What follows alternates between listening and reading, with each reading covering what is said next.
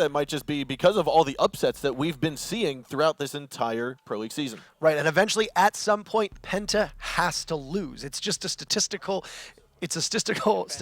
probability or a statistical surety that eventually they are going to lose. And in this case, everybody's been betting on the upset. We've seen a lot of them, as you touched upon. You're absolutely right, and it would be no surprise to see another #2 seed go down. So with that said, we're going to start on Consulate. They will go Penta defense first, downstairs into Garage and Staff Cafeteria, and I'm going to imagine a strong roam play on the first floor, maybe one up top.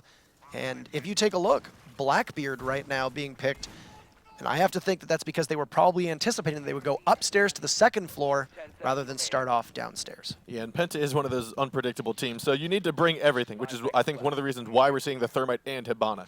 We are seeing the IQ, especially on this Consulate map, because you have these Valkyrie cameras that we're witnessing right now by Goga. They're getting tossed outside because you can see two sides of the map if you place them out on the corners. It's a very rectangular style map from the exterior.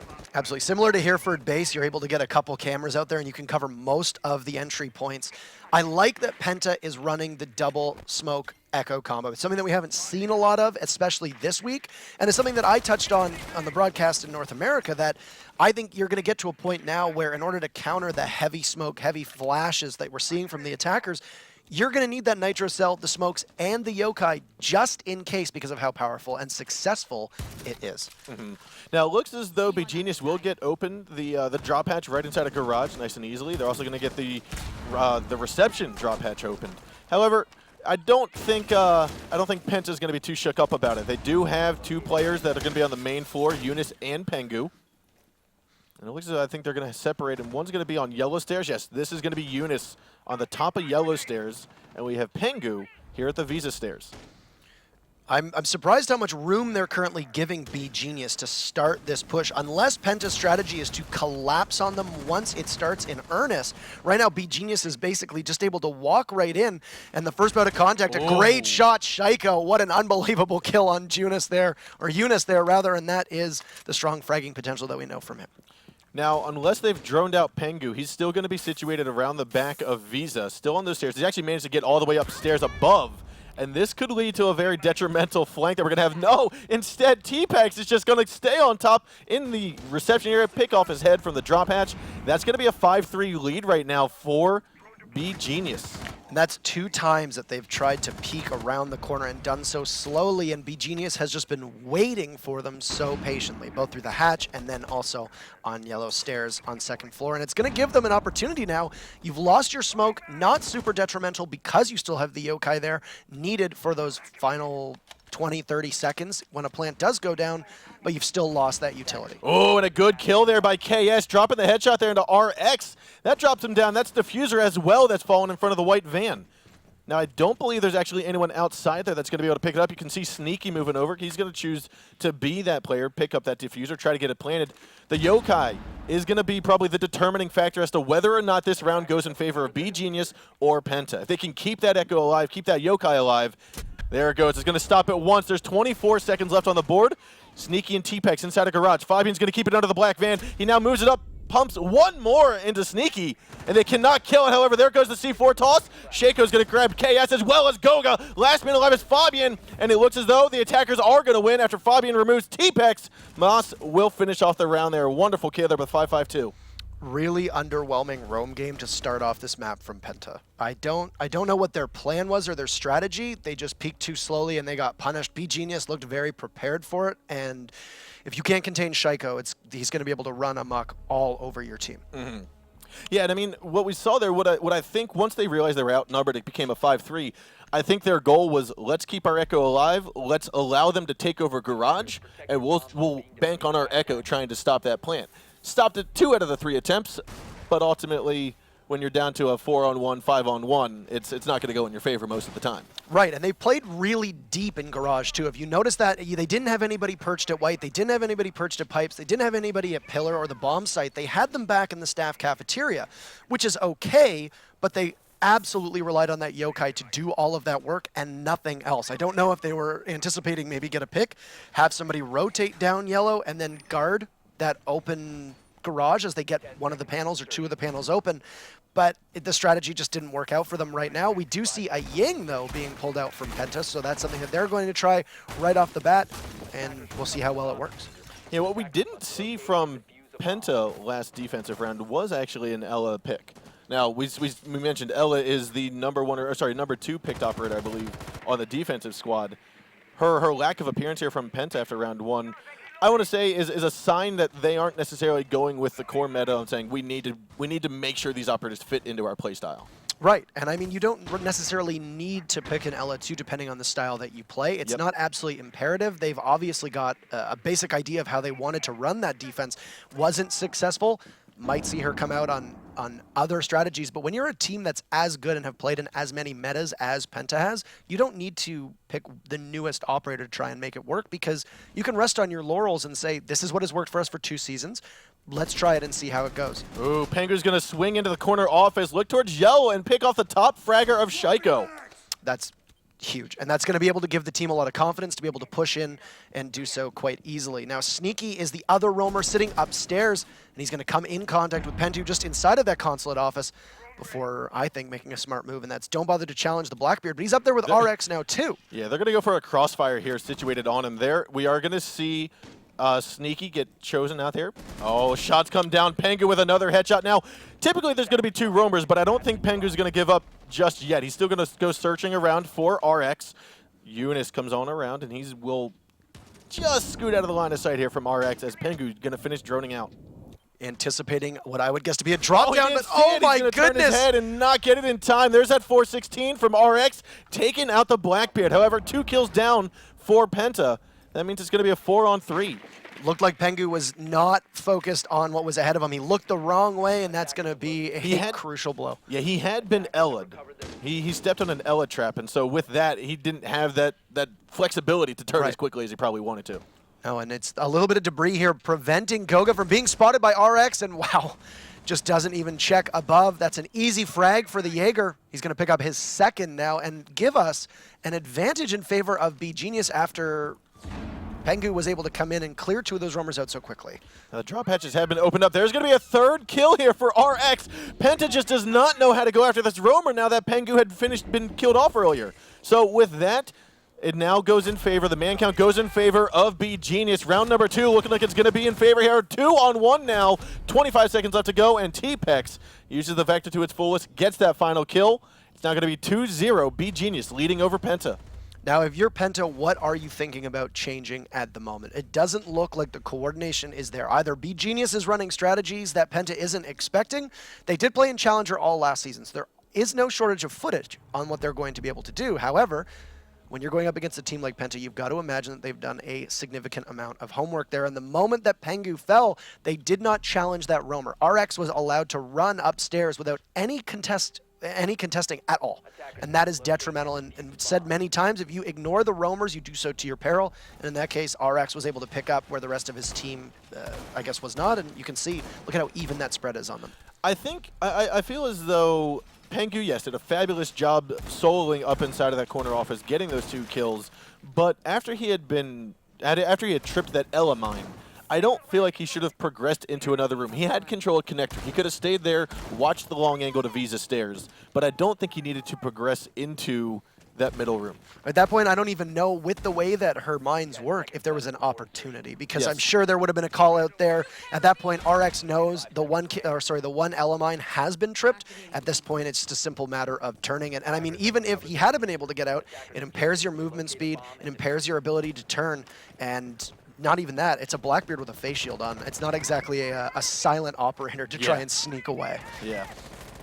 So we are going to see beGenius move in from that center reception as they tried to do last time. Now T-Pex, he's going to play that quote-unquote Pengu role on the Blackbeard at the balcony windows. And last time he had picked up the rotation of Pengu. So right now Pengu's probably going to be situated in a little bit different position.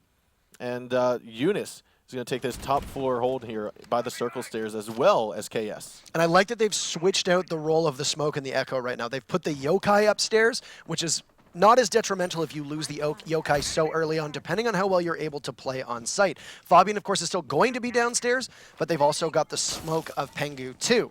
And an Ella is not an unconventional choice here, but still not a ton of pressure on these roamers at the moment. And with 1 minute into the round, beGenius for the second round in a row has just been able to storm right in and take control of that first floor.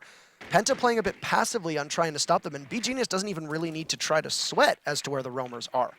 Yeah, I think right now beGenius's job, or their mentality, is let's open up the drop hatches, let's take over this 1/4 of the top floor, and make sure we actually have some lines of sights that we can get down inside. You see Shaiko picking up that headshot onto Fabian. He's going to grab another one onto Pengu. A second frag for him.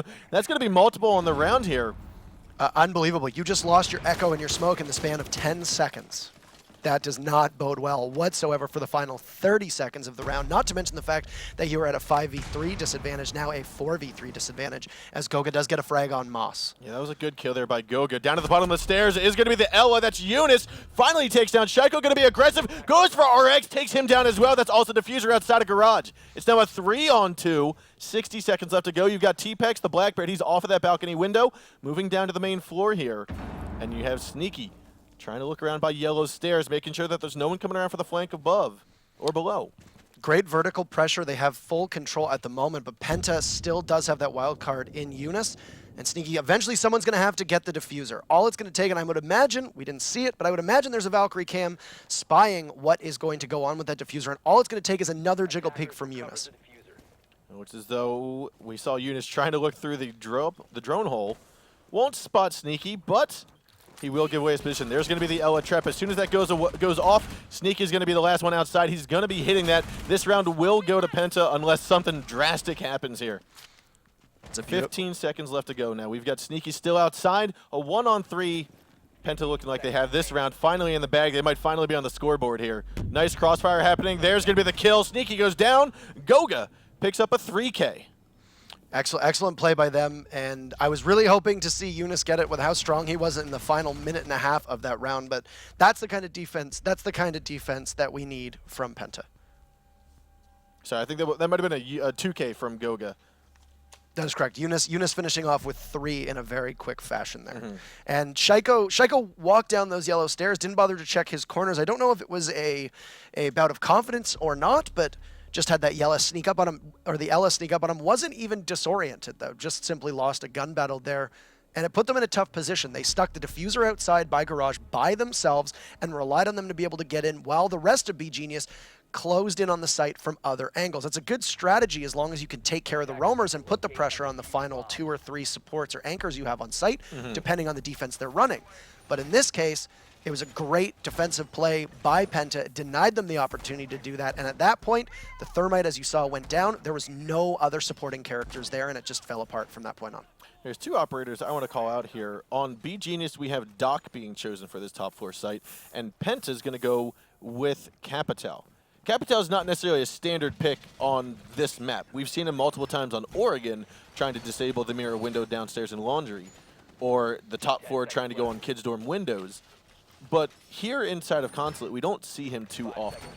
I'm gonna assume that what we see with Capitao is he's gonna stand at that one skylight. They're gonna open up the wall or the closet over top of the console office, smoke it off, get somebody to pressure through the window. They do have a Blackbeard there, so Pengu will be able to play on that window, the typical Blackbeard spot that you're used to seeing them on. Yep. Just outside of console office on the, it looks like the west side of the building, as it's being shown right now in the camera work. They didn't even bother to reinforce that closet wall, though. So it's going to give a lot of opportunity for them to break it open, and they have a buck to do that. That's my assumption on the strategy. I could be completely off guard, but if so, that's going to be a very heavy amount of pressure from the attackers on that site, and the defense right now is not set up to handle it. And that's a missed opportunity by Pengu. He had the right away on the shots there to T-Pex.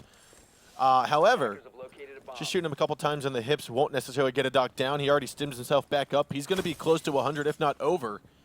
And now we have KS on connector window. A couple shots going in from the A site over towards him. KS missing a great opportunity as well. Another lost opportunity, this time from the other team, as Penta now loses the ability to take out Moss as he was sitting with his back to that window. Not common to have them spray through the window, but what if KS were to open that window wide up, would have caught Moss in the crossfire and potentially lost his life just because he had his back to an easily destructible barricade. Now, we can see here from Penta, they're going for a B corner office hold. What's very concerning to me is they have 3 people repelled on the corner office window, and no one's watching yellow. Yes, we have Eunice at the top of yellow stairs, but someone could easily sneak down underneath.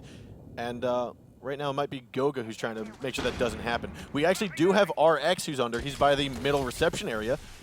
Ella device is going to go out. I'm sorry, not Ella device. We have the Candela's going out. The smoke grenade's going down. Goga's going to go in, try to get the plant down behind the sofa. And it looks as though that will be successful. KS now going to pay attention to the outside push. Fabian and Pengu each grabbing a frag of their own onto Sneaky and Shaiko. Plant will go down by Goga. That's now going to be a 2-on-5 now with Fabian getting that headshot onto T-Pex. There's 2 men left to go. RX picked up 1 to start off the refrag and start off the retake. And the last 2 members going to be here on the yellow stairs. It's going to be Moss and RX. Now RX going to try to jump out, get anyone repelled on the window. Fabian snags 1, and RX gets a double here on the KS and Pengu. That's 3 Ks for him. Can he get Fabian and Goga? Fabian's 1 bullet away from death, and Goga going to have full health here on the B site. Now he's right behind the couch. Looks like he might get shot down. No, he's going to come out on top with the para, and that means Penta has taken this back from a 2-0 loss to a 2-2 now tie. Really good, really good take there. And it was a stack up hard on console office, and you could see that they had blown out the floor under that window, anticipating the fact that they were going to do just that. One thing that really can't be spoken about too little is how well Penta was able to apply pressure onto that main floor. You saw that they had, I believe it was Eunice as the Hibana sitting on yellow stairs and was able to swing in to Piano if they needed to the moment that they were able to go into that room. It denied them the opportunity to have somebody from beGenius guard below. You did see that the Pulse was playing down there, could have tossed the C4 up, but it was too late because of the pressure that was able to be put on from Penta upstairs. Great coordination, and beGenius was overwhelmed, it shows, and now we are all tied up. Yeah, one of the benefits, we saw actually Eunice, like you said, it was on the yellow stairs there.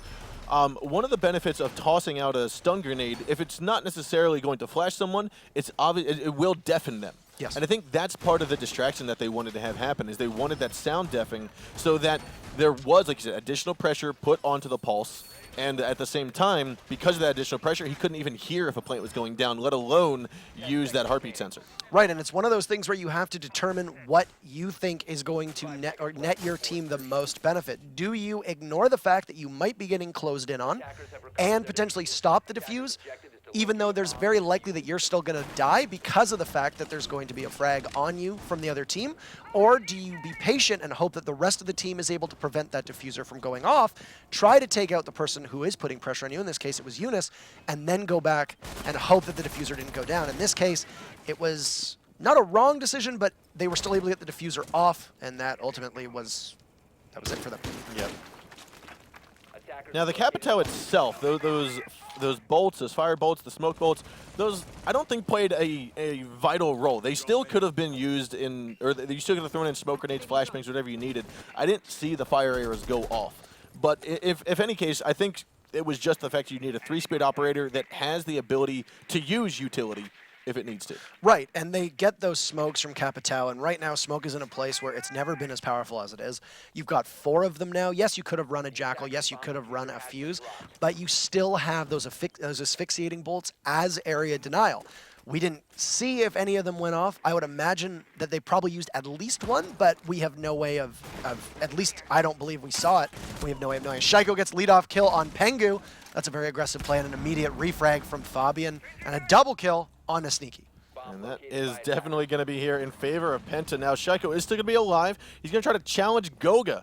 Goga took a couple bits of health here off of Shaiko, but still, he's walking and talking. There's 2 on 4 left to go. It's a minute and a half still here in this round of round number 5.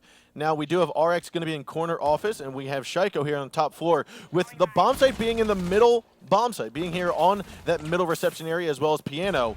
This means that they can easily, the attackers can easily drop down when time gets low, but they're going to have to get a little bit more aggressive on this top push. And here they are. Eunice will take out Shaiko on the crossfire, swings around, gets the final kill there on RX. That's going to be a 2K for Eunice. And right there, that's why Penta is Penta, and that's one of the reasons why you don't play Penta on the Consulate. No, that's why teams struggle so hard to play Penta on any map. This is a team that can dominate you across all 9 of the maps available. This was beGenius's pick, so the fact that they are as close as they are right now, I think, is worthy of our consideration.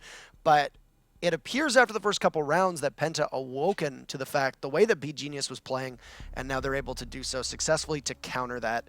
And very interesting seeing a Sledge here, if they stick with it, which it looks like they will. We haven't seen very much Sledge play at all this season in really any of the regions. Yeah, I think a part of that is obviously because Buck can do the work of Sledge much quicker, as well as if you need to bring smokes and you don't need those frag grenades, you've got Jackal, and Jackal has his shotgun secondary, which can do just as much, if not more, than a Sledge or a Buck with the buff that shotgun receives.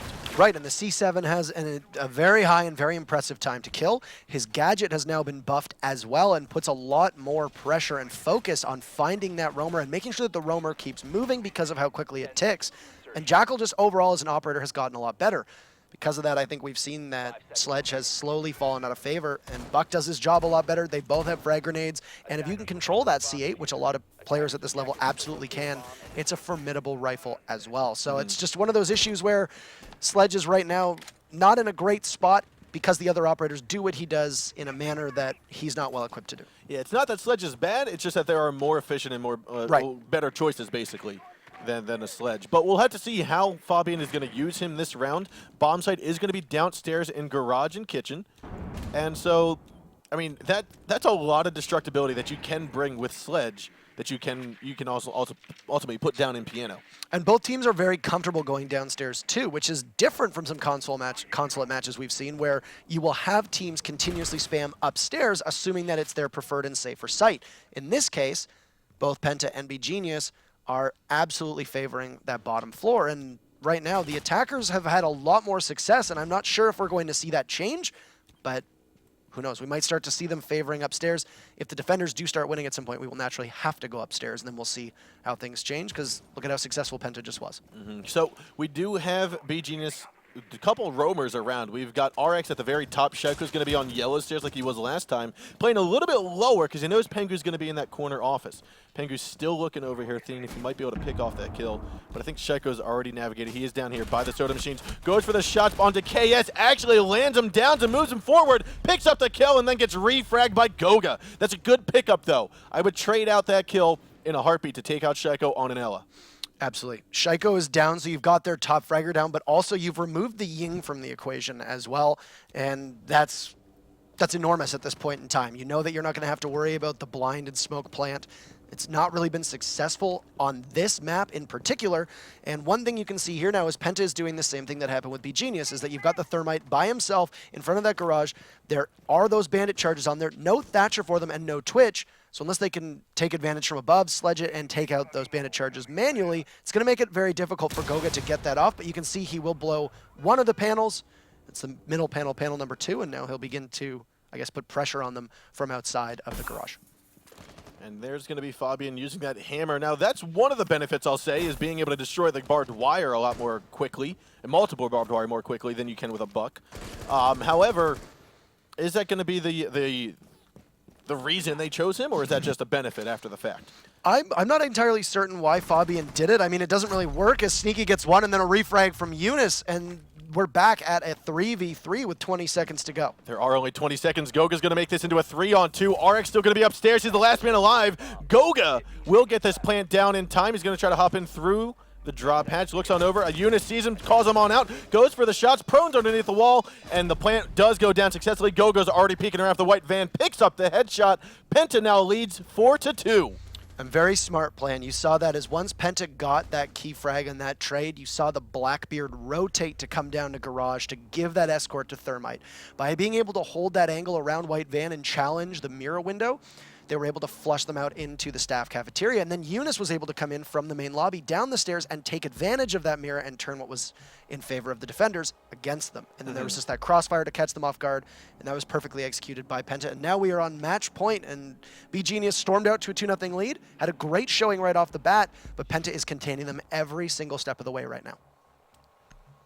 And that's one of the things that a lot of the top Titan teams, you've got ENCE, you've got Penta, you've got teams like Rogue, all these teams will oftentimes not purposely, but will oftentimes lose maybe the first round or the second round in a row at the very beginning of a matchup because they need to get a feel for how their enemy is playing, how their opponents are playing. And I feel like that's what happened with Penta. I think we might have been a little too harsh on in the first 2 rounds because it was 2-0 in favor of beGenius, but Penta obviously has learned something in those first 2 rounds because they have been at it with a vengeance since. Of course, it could also just be who knows how much practice they put in today. Some of these players, Yep. this could be their first match. I would assume if you're Penta, it's probably not, but you never know. They could just be coming in cold and needed some time to actually warm up, and that was a perfect round. It's also the unknown factor in that beGenius is a team that, while Penta does their homework, isn't as familiar a quantity as all the other teams are.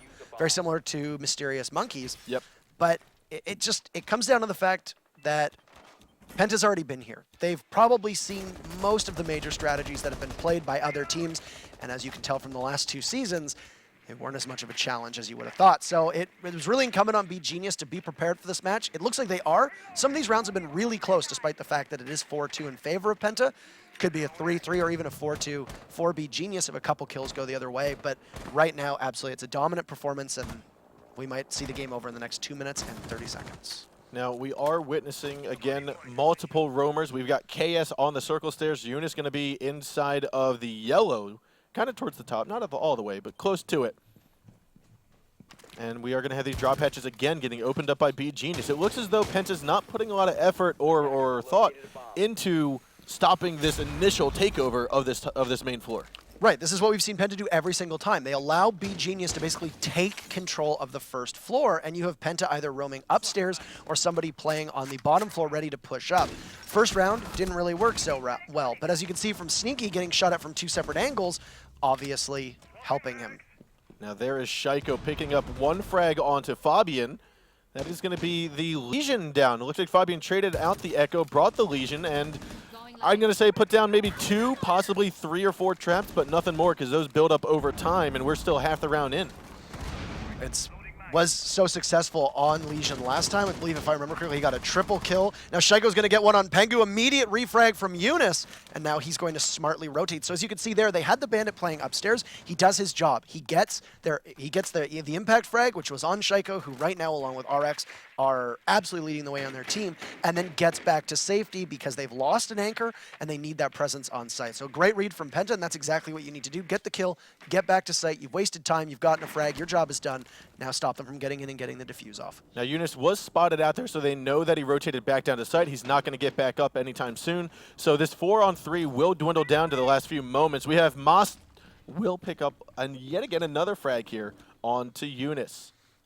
That was the rotate down and was able to get him as he got a little too, I guess, a little too forward as he tried to get up towards that garage and was picked off with that thermite of RX being able to blow up the second panel now on the garage for them. It'll give them an opportunity to push in, and Moss is going to get a second kill, puts it at a 4v1, and beGenius is still very much alive. 20 seconds. There it is. Final kill is going to come down from the yellow stairs. It's going to be Sneaky grabbing that headshot onto KS. beGenius not ready to give up. It's going to go 4-3 in favor of Penta now. We're headed to round 8. A lot closer than I think people anticipated, and maybe speaks to the fact that beGenius has these hyper carries right now, and they haven't been able to contain them. But that round in particular, you saw Moss and Sneaky were able to pick up as well. If you take a look at the scoreboard, the spread right now, it's beGenius being carried by their 2 rocks, which are RX and Shaiko. When one of them gets contained, there's a direct correlation. If Shaiko goes down early in the round, it spells disaster for them. The same applies with RX. When they're able to get the lead-off kill, in this case it was Fabian, which is an enormous first frag, a very strong impact frag. They were able to move a lot more freely, and as you can see, Shaiko approaching double-digit territory, which against Penta is no easy feat, but Eunice too, also sitting at 9. Yeah, I mean, these top fraggers we're seeing here, like you said, Shaiko might be one of the best players in EU at the moment, and I think that speaks volumes to how well beGenius is doing today, is the fact that they do have this individualistic talent. Now, whether or not their team synergy is going to be able to pull through, we'll have to see, because we've seen it before where teams have the best players on their roster, but they can't make it to land. They can't make it to the playoffs. And even if they do, they haven't made it to the grand finals. Right, and the problem with being so top-heavy, which I would argue beGenius might not be. I mean, you can see RX is fragging well. We know that the other three are capable of it too. Moss has gotten some very important kills, as has Sneaky, as has T-Pex. Though, at the moment, T-Pex's job is solely to be the anchor, and he's done a good job. He doesn't really need to top frag because that's not really his role. But when you have a team that is composed around one person who is so exceedingly good at the game, if they have one bad map, you're in a lot of trouble. Yep. You need to have that depth. It's what we've seen in a couple matches so far this season, is that when a team is able to spread that out, they're luck. They don't really need luck. They have such a good opportunity to win the match. And it's consistently throughout, so that even if you get one impact frag or two impact frags, the rest of the team can step up when needed. Now, we are going to have Penta again taking over Garage, although this time they're putting a lot more effort into the Garage than they did previously. They have the Garage opened up now. We saw Gogo light up in the wall. He's got also a hold of that diffuser. Now, the good thing is KS is still alive. He's got his Ying devices. Unbelievable. Shaiko gets lead-off kill. That's going to put him at 10. The first person in this game to break double digits on Fabian again. So this is a strong member of Penta down right away. And Shaiko's going to be able to do it with just over half of his health still intact with 90 seconds off. A first Candela is going to go out. Moss gets under pressure, but I would wager that all it managed to do was blind Goga as the smoke goes off for some area denial, and the last Candela goes with the smokes going. Eunice and Pengu getting two huge kills. That's going to be a good toss down here. Goga's going to get that plant. Eunice, Pengu pick up 2 kills here. Now a 4-on-3. Plant will be successful. Moss doesn't know where it happened. Oh, he swings on the round, grabs a double onto KS and Goga. That means it means it's going to be a 2-on-2 here. Diffuser has gone down successfully, but Eunice and Pengu going to be there. He gets another one there. That's going to be 3 for Moss. Pengu goes down, and round number 4 will go to the hands of beGenius, or round number 8 will go to beGenius to make it 4-4. We're headed to overtime on Consulate. What a turnaround that was. The fact that they pushed so heavily in to guard the Thermite, but from the left-hand side of Garage. They didn't even bother to watch to the right of White Van. You could see that Penta had them all stacked up on those steps to the right of that main Garage. Meant that when the smoke of Moss swung around, there was nobody watching that angle. They had simply too many operators looking in the same direction, and it cost them. You see Moss was able to rush in, got the kill right by the Garage, got the plant, got Thermite down. Lucky for Penta, they were able to get the diffuser off. But it didn't really matter much, because then all Moss needed to do was swing around, and because you have 2 members stacked up there, one frag, and then was able to down the other before going down himself. Or, sorry, wasn't able to down the other before going down himself. And beGenius now, who would have thought, overtime against Penta on map number 1. I think what might be changed up here that we'll see Penta potentially look back on, fix if they need to, if we see them again on here on Consulate, is the potential for cooking the Candelas. I've seen it where people will cook the first Candela for 3 seconds, toss the second one right away. You can get basically 10 flashbangs going off simultaneously. Right. And I think that's one of the things that would have allowed Penta to basically rush in at the exact same time, get their plant down, and have the entire back kitchen, back hallway, pipes, all of that blind. In essence, what happened is they tried to blind kitchen first, then they tried to blind pipes, and ultimately, like you said, they weren't even watching White Van. So there was a lot of, I'll call it, stuttering in that play. It wasn't as concise, it wasn't as coordinated as I would have liked to have seen. I think you're absolutely right. And the other thing, too, that is getting overlooked, I think, or that I don't want to overlook, rather, is they blinded Goga as he went to go get the plant off. Yes. So that allowed beGenius to get that preliminary smoke out onto Van to halt it by just a couple seconds, which was all it took for Moss to then, after the smoke went down, rotate and be able to get that frag when the Thermite did go in. If they hadn't blinded him right at the onset, could have been a totally different game, because Thermite would have been able to go in potentially 3 to 4 seconds faster, and with the diffuser being 7 seconds, who knows how that round would have turned out. I like it's very much that Penta is going to the first floor here, and that is going to, I'm assuming, catch beGenius off guard, but they've stormed into the second floor and already managed to take control of, it appears to be the west side of Consulate. And they spotted out Goga. We see beGenius spotted out Goga on the Valkyrie cameras. Tucked away. He's not going to be in the line of sight just yet.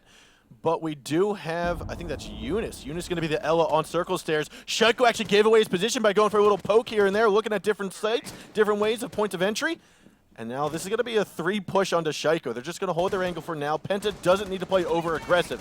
Eunice going to hold onto the soft angle. T-Pex is going to be on the window of corner offense. He can't peek too much. He knows the Blackbeard is there. So with that, Eunice will then go back down the stairs just a little bit. Shaika going to push in. Sneaky actually open up some of the window into yellow stairs. And that's going to force Eunice to pull off. And it did look like they had a Valkyrie cam on Shaiko, which was big because they knew whether he was moving or not. Goga was sitting there, as you could see when the drone droned him out, on a Valk cam. And he did a great job just being able to delay their push on him. And by the time he did that, backup arrived, he was able to pull back. That's a smart play, and Penta read that well too, because had they pushed up, number one, with the way he was pre-firing the corners, he could have potentially gotten one kill, but it also meant that with a beGenius teammate there, this is going to spell disaster. Shaiko moves on in, dropped in from the corner office into Piano. He's going to grab a 2K. Took down the Mira, took down Pengu as well. Now a 3-on-4 here, 50 seconds left to go. Fabian's got to move in forward. He's going to whip out that heartbeat sensor, try to get some information here momentarily. Eunice, however, will remove RX from play. A 3-on-3, 40 seconds to go. And right now, beGenius has got to be feeling comfortable. However, Shaik is a little bit claustrophobic at the moment. I don't know if that drop hatch is open for him to fall on through. We'll have to stay tuned and see, but Sneaky will move down from corner office into Piano where it's already covered. However, Eunice sneaks on around, grabs one, Shaiko with the refrag, and then a counter frag by Goga. Round will go to Penta after Fabian, who stayed alive a little bit longer this time, picked up the final kill onto T-Pex. Great hold from Penta, and I think they let Shaiko have that room to maneuver when he got down to the main floor, picked up those two very important frags for his team, but they didn't put too much focus on him. You saw they dispatched Goga to watch that bathroom. They knew exactly where he was, but the rest of the team was able to take out the remaining 4 members of beGenius and then work towards getting Shaiko, and he was the second last casualty for beGenius before the round ended, and it was a great read from Penta, which is something I think we're going to be seeing a lot of today. Mm-hmm. Yeah, no, I mean, Penta right there, at first I thought it was looking grim for them on that round, especially when Shaiko swept in, got the 2 kills on the KS and Pengu. But ultimately, after Shaiko was in that bathroom, he was trapped. Right. He knew he couldn't get out. They knew that they had every angle covered in and out of that site, and therefore he was kind of just he was a fish in a barrel, basically. Absolutely, and they didn't, like I said, they didn't commit too many resources to him either. They smartly knew where the rest of them were. Those were some great Valk cams, or at least they looked, because we don't show Valkyrie cams out of respect for them. But the positions of them were able to give them the ability to see where beGenius was coming from, and Penta dispatched one operator to take care of it when there was only 3 of them left, and the other 2 just relying on their strong fragging capabilities. And you could see with the frenzy that it was at the end there, they played it perfectly, and now they are back again on match point, but they haven't been able to shake beGenius as yet. Yeah, so it is match point here for Penta on map number 1. Again, this is our first series of the evening, map 1 of the evening in this series. And afterwards, depending on, or not depending on anything, we will be going to Clubhouse as our second map. Yes, and then Coastline is going to be the big one. So the 3 C maps, other than, I guess, Chalet, there's a lot of maps that start with C, but we have Consulate Club and Coastline on the docket. I would like to see a Coastline. With the way it's going, we probably will, but Clubhouse awaits us first. Oh, and a good kill there by Eunice, who already came up. I believe that was from admin, moved in towards the middle hall here, got the shots onto RX as he tried to get away from the yellow stairs hold. Excellent play, good read. Penta's being given a lot of opportunity to push in now, and with one of the roamers down, it's going to rely on Sneaky and Shaiko to really do this work. And I mean, when you've still got him in the fight, it's almost unfair, but you can't count him out just yet. No, absolutely not. And both he and Eunice are doing a terrific job for their teams, both of them approaching 15 kills now, I believe. 13 and 13, yep. That is correct. Oh, there's a little bit of a push there from Shaiko. Gonna get 1 frag on for beGenius. Eunice will go down. A little bit of a shock drone zaps about 10 health from here from Shaiko. 14 kills. 14 now. 14 now. Pengu also trying to get a couple more frags onto the board there, taking out T-Pex's head. Will spot Sneaky as well, goes back upstairs, and he's done his work for the time being, taking out the Bandit as well as the Mira. Shaiko and Mas 2 are going to be the last 2 members alive here for beGenius. It's all up to how can they retake the site. How are they going to be able to stop this plan from going down, or how will they be able to come back from this deficit? You've got the Blackbeard set up to be able to push Moss as well. Now, if there's a gun that's going to be able to eat through that rifle shield with relative ease, it is the SMG-11. I'm not sure where that call was on the Bandit of Sneaky, especially after that frag went down just outside of bomb site A. Now 50 seconds left to go. It looks as though we are going to have the Candela go in. Moss goes down. Last man's going to be Shaiko. It's going to be a 4-on-1. Fabian and Pengu take the last 2 down. Penta will go up in this series 1-0 after map number 1. Excellent play there, and it was just that to me was a misfire in coordination. When that frag went down just outside of the Visa stairs in the hallway beside the kitchen, there should have been a call that the Blackbeard was there. There wasn't. Sneaky didn't even flinch, totally exposed his back. And once Fabian got those 2 very quick kills, it put a lot of pressure on the rest of the team, at which point there was still a strong roam game from Shaiko, and when he came in, it wasn't enough. But excellent performance, and 3 people, as you saw on there, 3 of them were able to break double digits. Fabian, Eunice, and Shaiko. So fantastic game from all of them, and as we obviously know, kills aren't everything in this game. Like we saw KS down there at 1 kill, but at the same time, he was a very support role that he played on the team, and he did very well. Let's take a look at some of the highlights here from our first map. Now, what we saw here, again, was a very dominating start by beGenius, winning the first 2 rounds of this series, of this map. But ultimately, when push came to shove, Penta was able to fight back. And right there, this is round number 2. That was Pengu picked up 2 kills early on. Shaiko was the first one to fall. Then I believe Sneaky, then RX picked up that last kill. RX grabbed a 3K, if I remember correctly, in that round. Yes. But this was all up to Eunice just to hit the deck and deal with the rest of them. And this was a great play from Shaiko. He took out both of their roamers. We didn't see the echo kill moments before, but that was just enormous. And being able to take out the 2 operators who have the most importance on a final push, that was ultimately what helped beGenius take over that round. And I mean, it wasn't enough. Penta stopped making as many mistakes, I noticed as well. There were a couple times where they weren't expecting the push from certain directions from beGenius, and they weren't ready, and that's what they were able to take advantage of. But for Penta, when they tightened it up and stopped making those mistakes, it didn't really allow beGenius to capitalize on much, and then it just came down to Penta winning their gunfights. And as you can see here, 2 members of Penta stacked up on the stairs.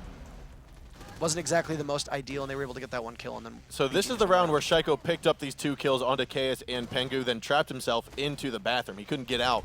So with this, we did have, I think that was Eunice, got the drop from Piano, and then got refragged there by Goga. But again, this is Penta basically highlighting how well they are able to go ahead and mix things up, go ahead and reanalyze what is happening. Because if they didn't have the capability to reanalyze mid-game, have their IGL on point, right, they probably would have lost this series in a greater fashion than I think people were expecting. Yeah, and I don't think people anticipated this game to go to overtime. I don't think they thought it was going to be as close as it ended up being. And now Clubhouse is going to be a very interesting map because, of course, the most heavily guarded site and the one that is the hardest to crack into, I would say probably the really only truly viable site for a lot of these teams, is that basement in Church and in Armory. So it's like it's one of those things where they can contain all 5 of the defenders on site. That's going to be problematic because we saw how good the roam game was from beGenius. That's how a lot of their frags were able to come. It's gonna. I'm very interested to see how it translates. I think one of the things that I'm looking forward to on a downstairs hold here is seeing how Penta. Before I go further, looking back at how Penta held on to the garage the first time they were down there. Right. It was a 3-on-5. They kept 3 players inside a kitchen and navigated 1 back and forth into that middle office. Right. They seemed comfortable keeping many people in a single room or in a single fort, if you will. Right. I want to see if they can still maintain that level of comfort when they're pushed out of Church into Armory, or pushed into Church out of Armory, and vice versa. I want to see, are they still going to maintain their composure when push comes to shove and you're in a room with many teammates and you don't have a lot of room to move.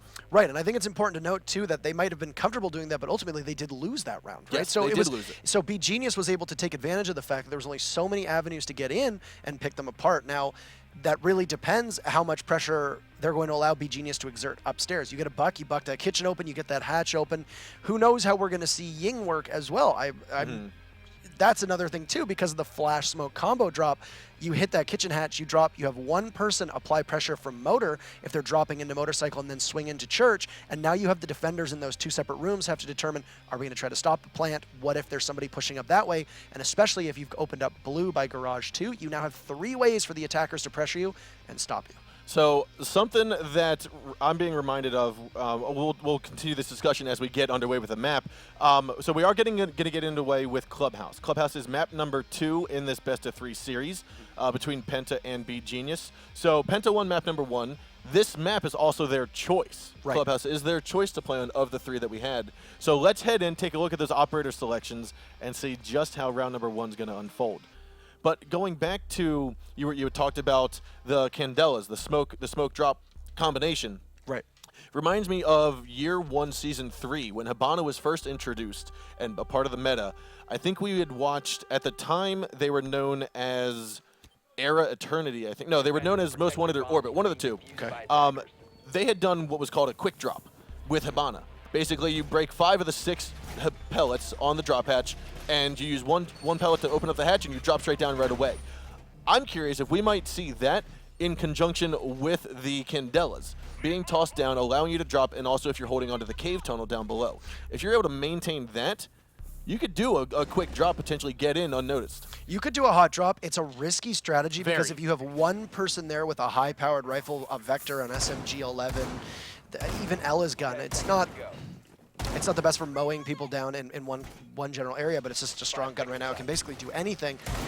Hot drops are very risky because if they fail, they fail. Your push is done. You push everything all in on one, and yeah, you can apply pressure from dirt tunnel, absolutely. I would love to see a hot drop because I think they're very exciting for the viewer. Yeah. Even if they don't make for the best gameplay or the best strategy all the time, there's a certain amount of panache to it that I think excites people, and if it pays off, it's really exciting to watch.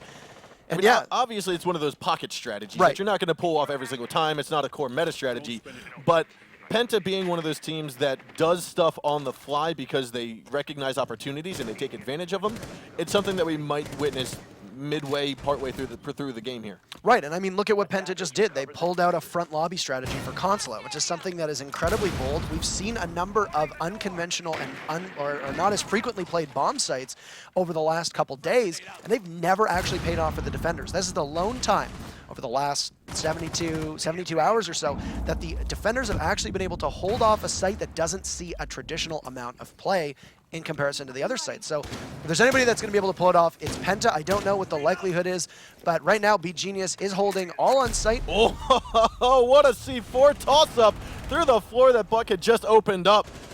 It's going to be a good toss by Ma. Shaiko also getting out Pengu on the floor. That's going to be a 5-3 now in favor here of beGenius.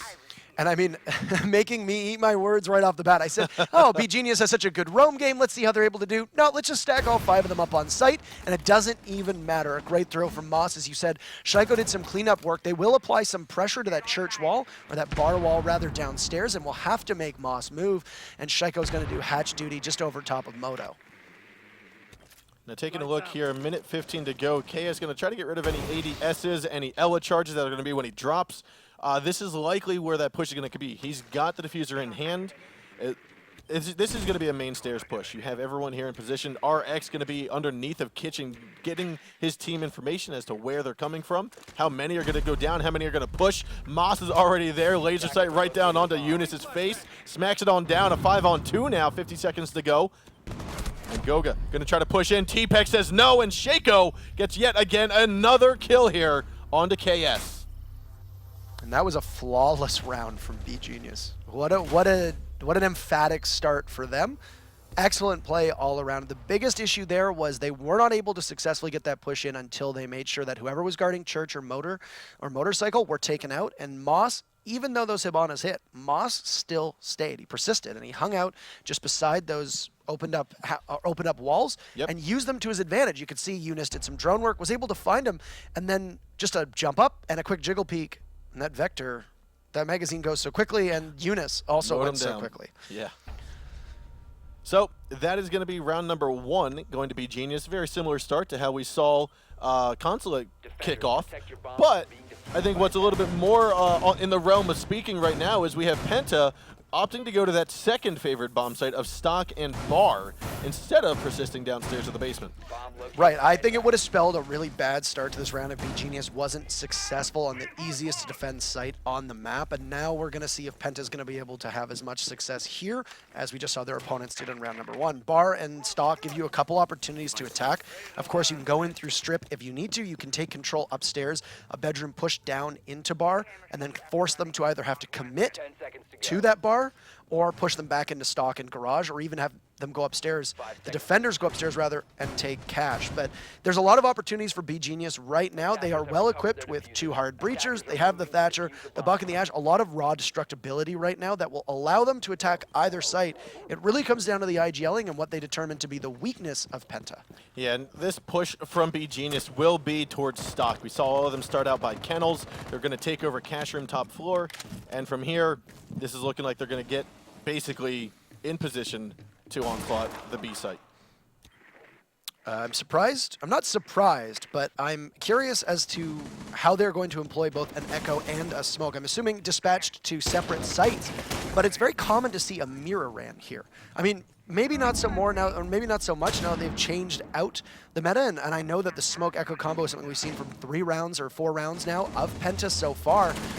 Ooh, Shaiko gonna grab one there onto Eunice. Now Fabian is tucked away inside of the middle of the small room. Fabian moves on out. Shaiko gets another kill there and just tremendously doing wonders here for beGenius. It's incredible. You just flushed out the Yokai. You've made Yokai essentially be a nice camera. Goga's going to get a kill and a double kill on T-Pex and Shaiko, so that's huge to keep his team in the fight. Whiffs the C4, but that's all right because you've gotten both the Thermite and the Ash down, and you've cooled off the hottest player in the game right now. And you've also cooled off the push that they had because beGenius, after having those 2 early frags, they were ready to get pushing. You saw the commotion happening up top. Floors were getting opened up. We saw a little bit of aggressiveness from T-Pex inside of Garage. And right now, Sneaky is going to be at the top of these stairs. This is a pre-fire corner. If we do see Goga try to push out, he's going to pre-fire up here. But there's just going to be a constant push onto him. There's the pressure. Moss comes swinging in with a shotgun on the barrel.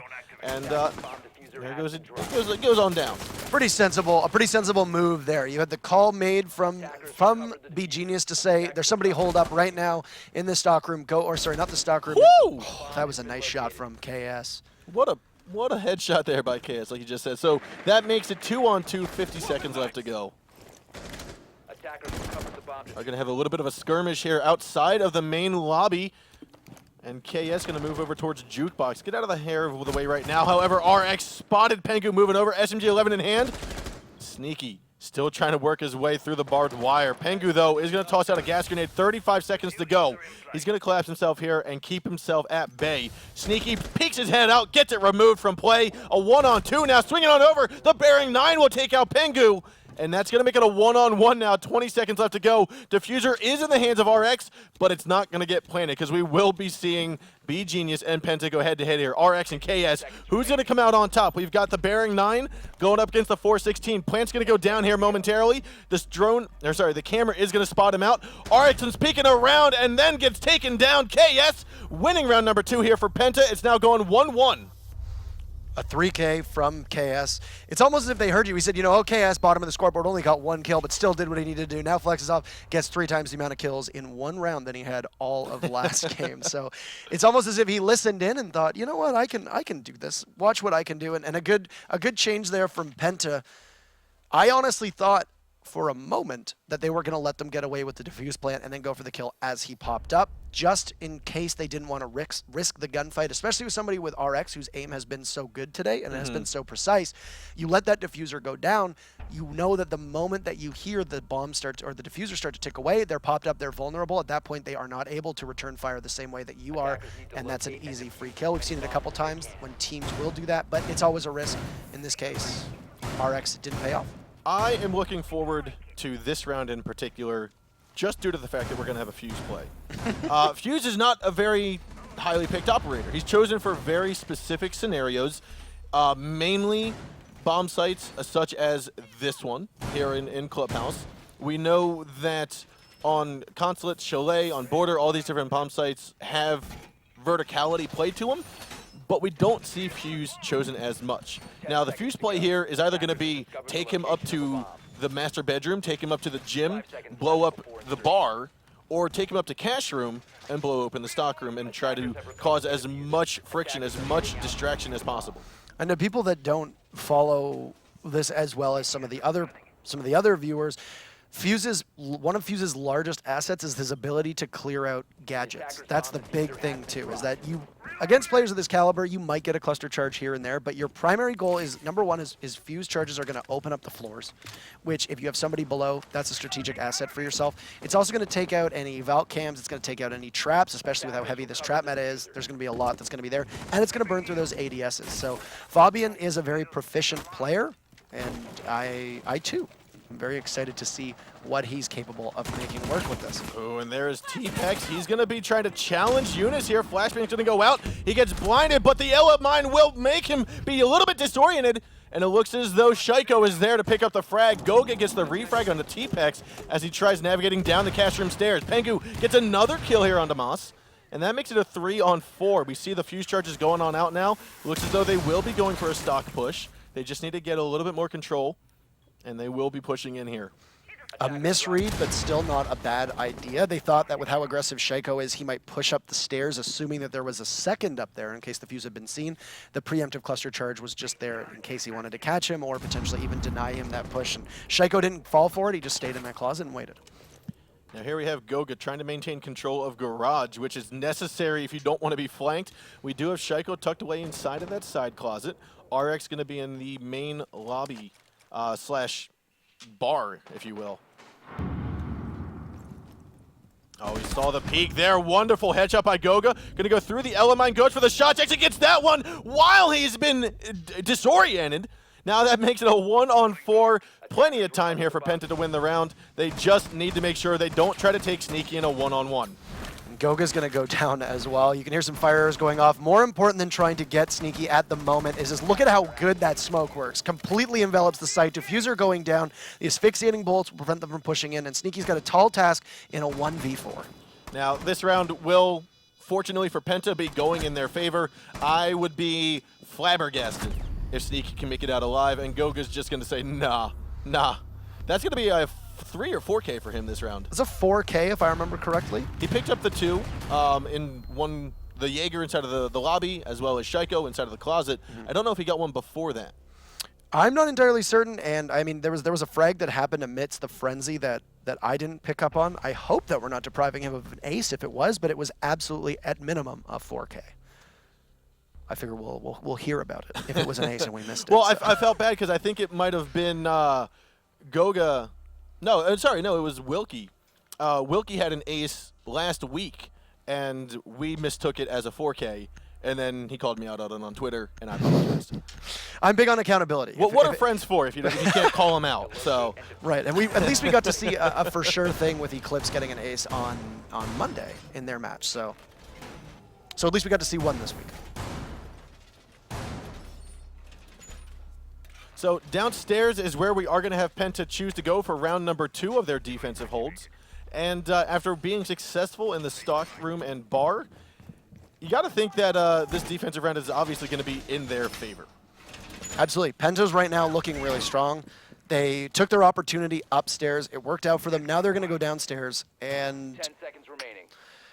I'm curious. Their defensive hold, this is the easier site to defend for them. I would imagine that they are much more comfortable here. Their setup looks absolutely respectable. They have opted not to run a Miro, which we saw beGenius employ, and they employed it actually quite well. I wonder if Penta thinks that in this case, with a team that plays like them, like beGenius's does, that Mira could end up being a disadvantage. You saw Penta was able to take advantage of a couple of those beGenius mirrors before and use them in their favor when they've pushed in hard.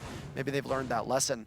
And Eunice is going to be holed up inside of Garage, under fire from a number of angles. We'll see if he's able to get away. He has taken some damage, but not too much. Fabian's going to be there to help him out, as there were a couple bullets going through the walls towards him.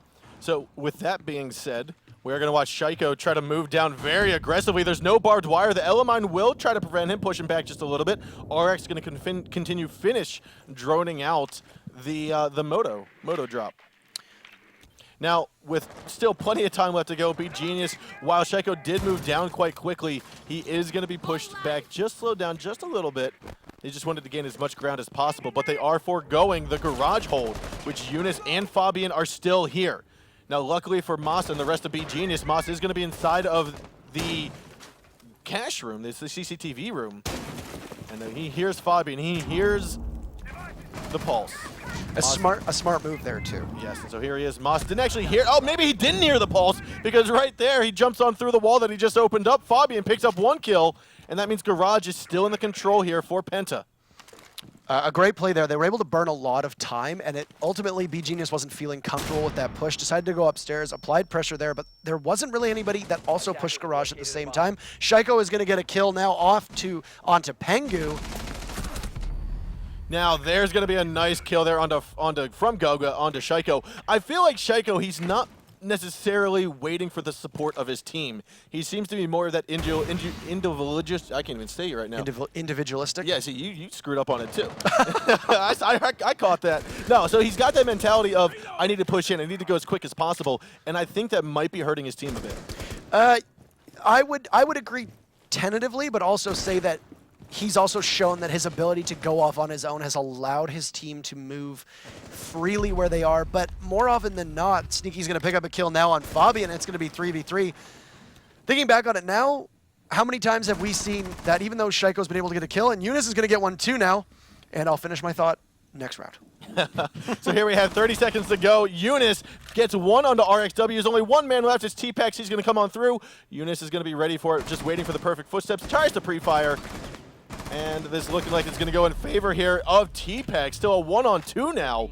10 seconds left to go. Flashbang's going to go down. That's actually going to blind KS. No, it's not. He looks away at the perfect opportunity. Spots T-Pex dropping and picks up the kill. That's going to be Penta winning round number 4. It is 3-1 now in favor of Penta. Part of what makes this site so strong in favor of the defenders and the best site on the entire map is that when that timer hits 15, you know exactly where they're going to come from. It's very capable for somebody to sitting inside of Armory, watch that hatch in Kitchen, watch that hatch in Blue. Somebody sitting inside of Church, if they have a mirror window, they can watch the stairs, but also watch that motorcycle hatch. You have almost total coverage of all the entry points at that moment, and you know the attackers at that point basically telegraph their next move, and for the defense, as you could see, KS was able to just clean up. But a very good game from him right now as Penta is out to a 3-1 lead, nowhere near as close as last game, and that shows. I wonder if it was just simply because of the fact that Clubhouse was picked by Penta, that they have prepared for this and figured that it was a weaker map for beGenius, because right now beGenius doesn't look, frankly, as good as they did at map number 1. I don't think so. No, they do seem to be off on this particular map. But let's go back to our conversation with Shaiko. You wanted to finish up a topic, so I'll let you finish up that before I give some ads to it. Yeah, of course. Very briefly, I just think that Shaiko's a player who is capable of winning his heads-up gunfights, and that's very important because there are times when the key difference is a bobble, a jiggle peek, something along those lines. One shot can make a whole world of difference in this game. Shaiko has consistently shown that he can win his fights, but the problem with that is that there have also been times where he has gone off on his own, and Penta has smartly not counter-stratted him or has not applied too much pressure to him the way that he needs. We saw that a couple times on Consulate. We see it now here on Clubhouse. They'll stick one person on him and have faith that that member will be able to take him out, while the rest of the team deals with the rest of beGenius. And because beGenius isn't able to handle that, yes, you're absolutely right. Shaiko, if he had that support, might be able to get a kill or 2. We have a little bit of a glitch here on the window. Looks as though we might be getting a rehost. And here we have, that's Eunice stuck inside of this pool table window, and unfortunately, we are going to wait here to see if we have a rehost. But to continue on the topic of Shaiko, one of the things that I believe you had said was Shaiko, he allows his team to progress through the map quicker because he's rushing in. He's getting the early entry frags. I think that is a very significant point to Shaiko's play, but I think what Penta's doing to counter that is they are playing a very wide roam game. We saw I think it was the Bandit, Eunice, as well as Fabian up in Garage. And Shaiko's just like, okay, you're over there, I'm just going to push on down. The rest of his team, however, was left to deal with that. And so that left Shaiko on his own, not allowing his team to progress through the map. So I think Penta is kind of counter-stratting Shaiko in knowing, okay, we're going to allow you to do what you do, but we know that your team's not going to follow you because we're here. Right, and I'm sure that they've identified in all the homework that they've done that he is the linchpin to beGenius's success. Yes. It's most important. He is the impact frag. If you get him down, the entire way that team plays is completely different. Yes, you still have the fragging potential of the other members, but when you lose that hyper carry, if I can employ a term from another set of games, when you lose that hyper carry or that top fragger, it doesn't allow you the same ability to move quickly because you're not capable of taking that gunfight. We saw how many times that Shaiko would run in and get a kill or 2, And that's okay, but then they would isolate him at that point. They wouldn't invest too many resources into taking care of him because he wasn't near his team. So when he would push in by himself, it was very easy for them to finish him off. We saw that in Consulate. Right, He exactly. ran into the bathroom, got, I think it was KS and Pengu, and got trapped inside. They didn't, like you said, they didn't apply pressure to him. They just waited for him to come out of his shell, come out of that bathroom. And I think that's what's happening, is Penta's realizing Shaiko is going to get a kill. Right. They've accepted that fact. Now it's how do you trap him? How do you stop him from either having his team follow him, or how do you trap him so that he can't necessarily push any further? Right. It's about your trade-off. You know he's going to get a frag. Okay. Let's, number one, minimize the losses. Yep. Hope that it's not a high priority frag. There was that one time where he surged in, blew the hatch, and was able to take out in bathroom and Consulate and took out both the smoke and the echo. That's huge. That's not what you want to happen. Yeah. If he takes out, round. that was a great round from him. But if you take out the roamer, that's okay, because I think a lot of people that forget from time to time, a roamer's job is primarily to waste time. Yes, if you get a frag or two, that's huge, but your main focus is to waste time, force the defense to make mistakes, and then when they do get onto the site, it's a lot harder for them to play as successfully as you need. Yep, so we are going to get back into the game here, ladies and gentlemen. Again, it's going to be round number 5 going underway. Penta had 3, beGenius had 1. Let's take a look at those operator selections, as we are going to have Penta on attack and beGenius on defense. We'll see if Eunice doesn't go to the school of BC? The BC from the Continuum match. We'll see that if he's not trying the BC strategy here on Bank. Moving into this right now, you've got I guess their weakest showing was on round number 1 on attack. They were able to find their footing and were able to win on bar and stock, but now they have to attack the basement again. I wonder how this is going to change, because if you take a look, it's a similar look right now for both of these teams in terms of operator selection. I'm assuming that where Moss and T-Pex are, they're going to be putting up a mirror, and it's going to be a hold there from the back of that bar in church and be able to look out to the main stairs. And that was ultimately their undoing. They weren't able to apply enough pressure, and Moss got that beautiful nitro cell kill on the buck, and then was able to employ those holes that Hibana opened up to get a frag too. And if they're not able to force Moss off, this round might play out very similarly to the way we saw before. Yeah, and as we constantly say here, is that when you open up, when you play vertically, you open up a wall, it's not a one-way avenue. Right. And that's exactly what happened with Buck on round number 1. Buck had opened up the wall, had opened up the floor in kitchen hallway, and next thing you know, he's got a C4 coming right back at him. Instantaneously. There wasn't even any thought about it. The moment it was a toss, and that was it, and the buck was done. And that is unfortunate for them, because one thing they weren't able to do as well is they weren't able to then use that buck to their advantage in the kitchen to watch that drop-down hatch and survey armory and maybe even push them all into church. So it was to their detriment, and now we're going to see if Penta's able to play this better.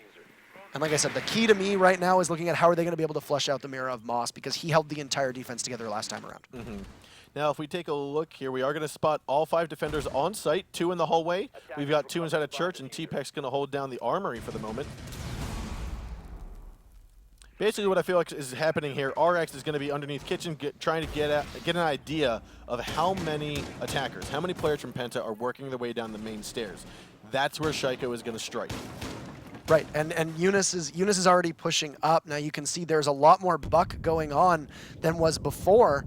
Eunice is going to just get a couple pre-fires off here after getting hit by that LMI. And a smart move when you're concussed, just fire, because how many times have you just seen somebody take advantage of that, push up, and get the easy frag? Yet again, another C4 kill from RX onto Fabian. That's again the buck succumbing to the C4.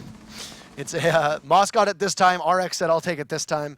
And unfortunate for them, they were able to open up a bit of different destruction this time around. But look at that. Pengu's going to get a huge kill on Moss. It's something they weren't able to do last time around. And that's going to allow them the freedom to now potentially pressure Church in a way that they couldn't in round number 1. Now here we have the kitchen wall, or sorry, the church wall facing the bottom of the facing the bottom of the stairwell, getting opened up. One's been left soft. The other 2 are getting opened up. 60 seconds to go. It's a 4-on-4 now. Sneaky's going to try to go for a push. Goes for that long peek. Picks up the kill there. Actually downs him. And we are going to see RX try to move here momentarily. No, he's still going to be tucked around instead. It looks like the attacker will get picked up. Puzzling that Pengu lost that. Yes. Now Sneaky is going to still try to challenge this, but the flashbangs are going to go in. Pengu's going to drop.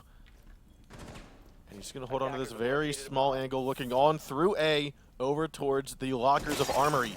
But there is RX. He's going to take the shield and the head of Pengu, drop him on down. KS, though, gets a refrag on a sneaky, a 3-on-2 now, as KS and Eunice going to be the last two alive. However, Eunice goes down. KS is in a 1-on-3 with 20 health to go, and Shaiko's going to be there and picks up the kill. Round number 5 will go to beGenius. It's now 3-2 in favor of Penta. Once again, the same thing that did happen this time. They were able to flush out Moss. That was fantastic. RX rotates from Armory into Church to hold that down. That was a great shot on Pengu through the haze of that bomb as well. He needs absolute commendation for that, and I hope that's one of the highlights.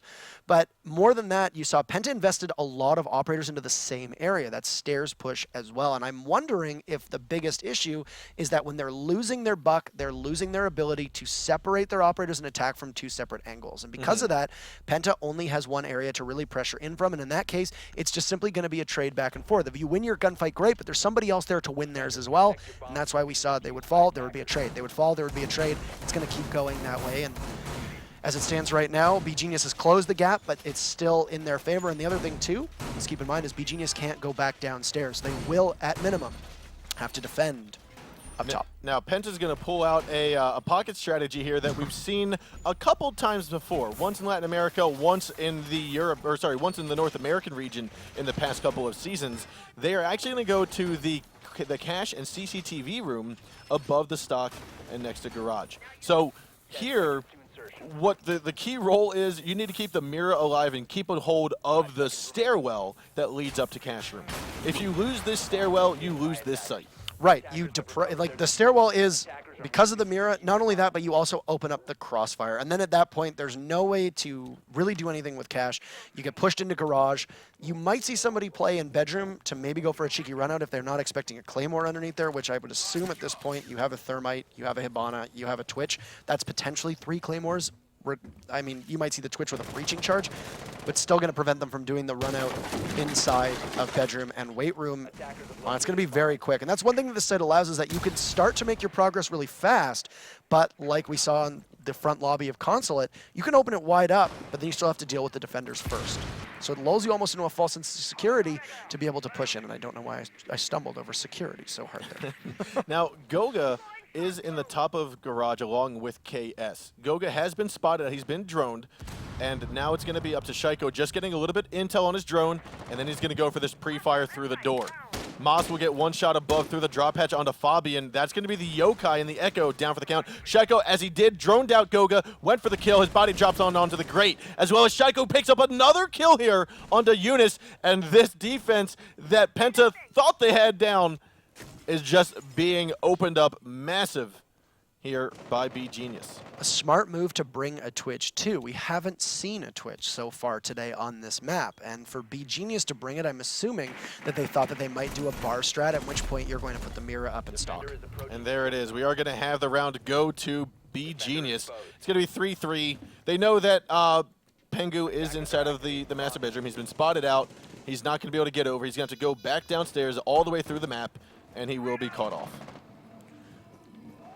This is quite a hill to climb for him right now, and will require an absolute Herculean effort. A 1v5, a clutch ace, no problem. We get those all the time. In all honesty, it's not even up to Pengu to win or lose this. It's up to beGenius to lose it. Absolutely. Like, so what a great team will do, what even a good team will do when they outnumber an opponent, is they will not go for the one-on-one fights. They will work to surround, they will work to collapse and work to crossfire on the one individual. Because if you fight the last person in a one-on-one situation, you keep going after him, man after man after man, guess what? You're now taking your 5 versus 1 into a one-on-1 5 separate times, which Pengu has been shown that he can actually do those. So that's why you need to keep it in a 5 versus 1. Absolutely, and that's, I think, something that the lower teams will find, is that just some general advice to teams that don't compete at this level is that when you are in a situation like that, listen to what Bloodbath just said. Don't get hasty. Let them come to you. You have site control. You have the diffuser down. You don't need to go play team deathmatch. You don't. Just let them come to you, because you know where they're going to be coming from. So just wait, be patient, and they'll come to you, and you might lose one, but wait, be patient, and get the kill. Basically, is what it comes down to. This isn't a scenario where you need to rush to make sure that you secure it. There's a very high likelihood you're going to get it. And if you take a look at that, Shaiko, still a monstrous performance. Nothing too surprising there. Though I am very curious as to why Penta would run that strategy. I'm A little lost as well. I mean, I felt like, yes, that might be a strategy you want to pull out when it's 4-1 or something that it's close that you're going to win. You're close to the end of the round, the end of the series. But here it was 3-1. Maybe the thought process was this is their last defensive round if they win it, because then they're going to go here and attack onto bar and stock and they're going to win. Right. That could have been the mentality. Yeah, and I mean that's fair, but I would still go with what you know is better, which is in this case, I still would have rolled the die on bar and stock. Especially because they won it their first time around. Right, exactly. And it's Penta's looked really good on defense. This was the lone exception on this one site, and I don't know why you would deviate from that. As I said earlier, if something's working, don't change it. Unless you think that it only worked by fluke. In this case, I don't think, given that it's Penta, that it was a fluke, and their defense just fell apart. It was very easy for them to be able to take immediate control of that mirror. It was a great nade as well. You lose your echo that early on, and you could see that when beGenius took total control over that hatch, at that point it was all but effectively over. Oh, Pengu doesn't spot the Valkyrie camera out here. He went looking for it, but he didn't see it. So that's going to be a very well-placed cam by Sneaky. Softens up that wall just in case somebody's there. Of course, the Deagle able to tear through those soft walls very quickly. Much better than other handguns at minimum. Looks as though KS, though, tried to open up the window, get a line of sight into Cash Room, and T-Pex is there to drop him down, but not out for the count just yet. A minute 45 to go, 5 on 5 still. And it looks like as though we are going to see Fabian going to pick up KS as Goga's causing a distraction out by the garage door. Ooh. And it doesn't even matter if that cam is there because Pengu is able to get the bandit that rushes out. Moss goes down. And there's going to be a refrag by Eunice onto RX. Now, last 3 alive for beGenius. Going to be T-Pex, Shaiko, and Sneaky. Now, T-Pex is here, going to be on top of Garage. He heard the Goo Mine go for Fabian. That's going to be his 2K on the round. Pengu now going to get droned on out, gets spotted. There it is. Shaiko goes very aggressive to get that kill on a Pengu. Now a 3 on 2. There's still 60 seconds left. Plenty of time here. But are they going to be able to get T-Pex out of the top? They are. KS with the para-kill onto T-Pex.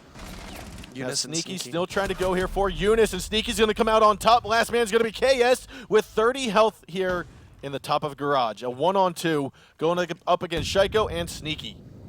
And Shaiko's got to know where he is now. He's triggered the mine. He's pressed up. All Shaiko needs to do, and this touches on what both of us agreed on last round, just sit and wait patiently. Shaiko doesn't even need to get aggressive. At this point, KS only has really 3 options. You push in through stock, you push in through that window there where Shaiko is waiting, which has been barricaded yet again, or you push in through Garage.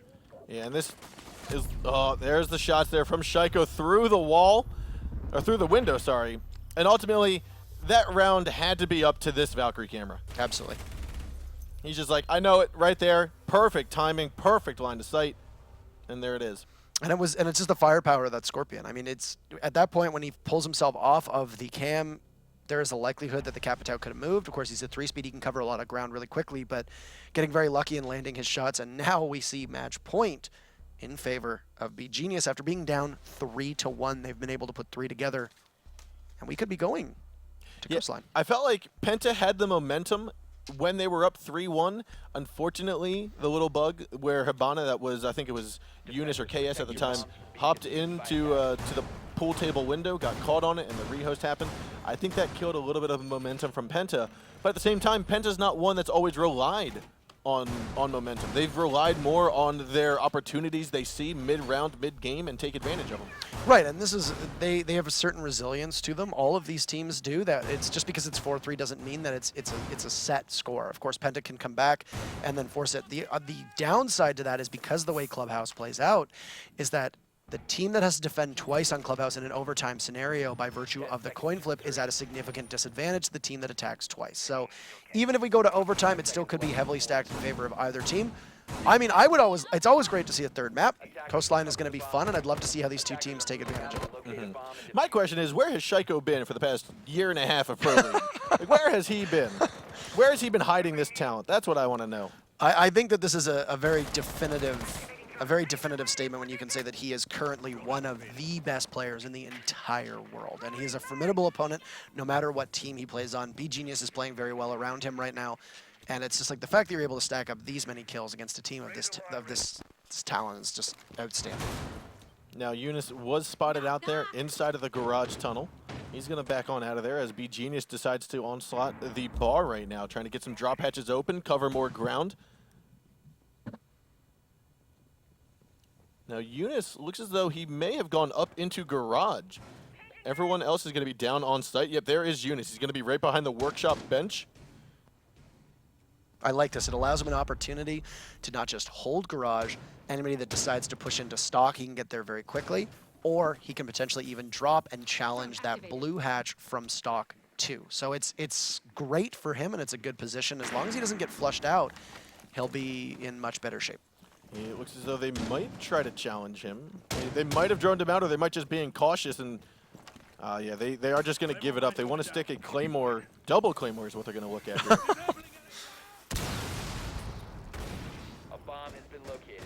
Penta's been strong on this defense, so they do still have a fighting chance. Look at how slow, at the moment, beGenius has been able to get down to the site. They've been given a lot of leeway to open up all these hatches. You can see the Buck being able to frag down below now, too.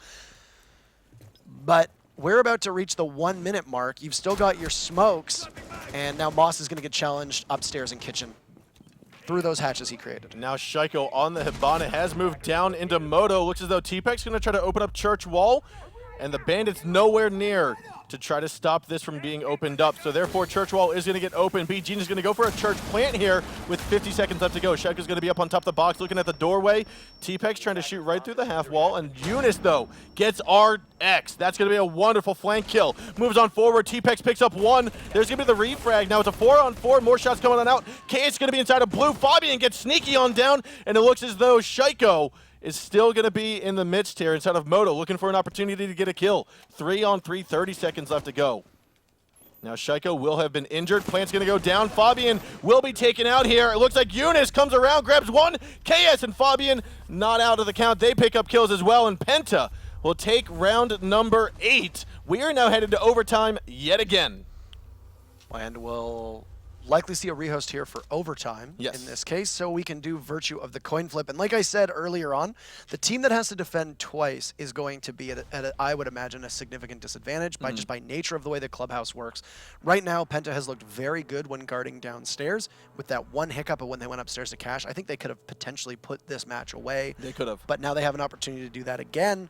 And I mean, hey, this is the second overtime of 2 maps against both these teams have something, to say moving forward for beGenius. This is huge to be able to do this, because map number 1 could have gone either way. Now we can see map 2 go in favor of either team, and who knows? This is a scare for Penta. I think it is a little bit scare for Penta, just for the fact that right now it is being determined what side they're going to be starting on. The reason we had to rehost for this overtime is because there was a rehost in the middle of the match, and when it gets to overtime, the game itself just determines randomly who's going to be attack, who's going to be defense. In the absence of that, because there's a rehost that happened earlier on in the game, we have an admin, an ESL admin, do a coin flip, and that will determine who chooses the side they want to begin on. Right.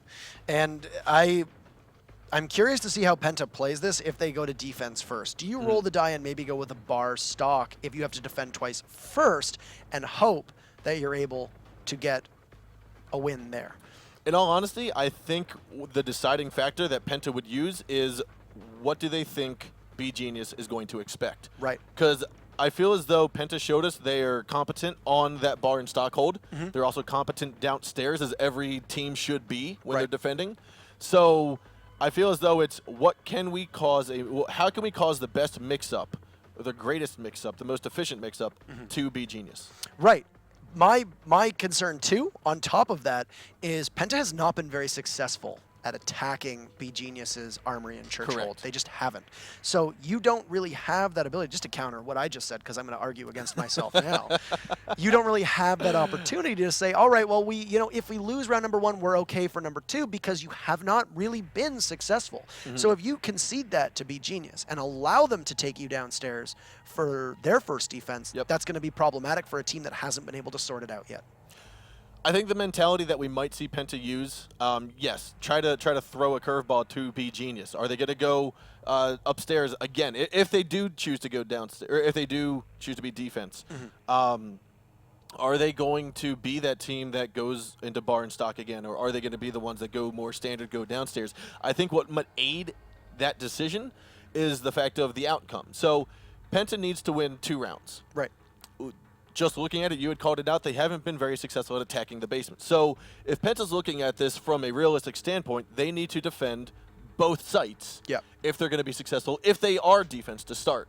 So if their defenses start, it really doesn't matter which one they pick to start because they're going to need both. Yeah, and I mean, for the thing is if let's say they go bar stock, they lose it, they have to attack armory, they can't do it, they lose. That's it. This map is over. So if I'm them, I'm going to say, you know, let's take what we know is best. Let's go with the sure bet. We've been really good on this hold. Let's keep doing it because then even if we lose the next round, we still have room for error.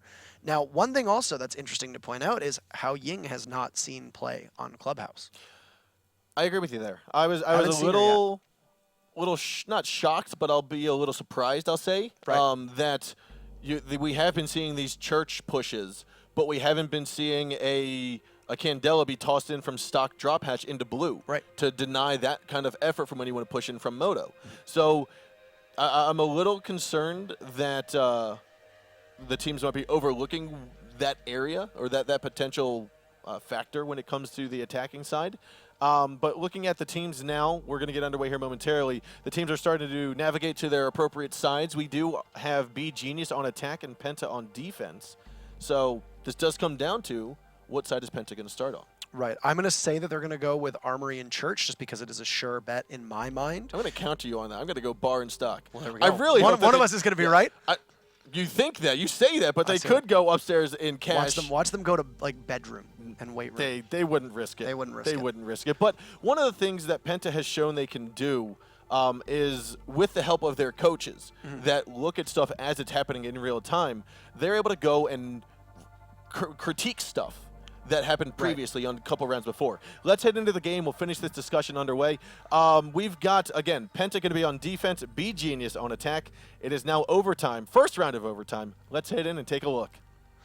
So, continuing this discussion, though, we had mentioned that we have there are managers that Penta obviously has. I don't know if beGenius has managers or coaches that help them out as much as Penta's. Right.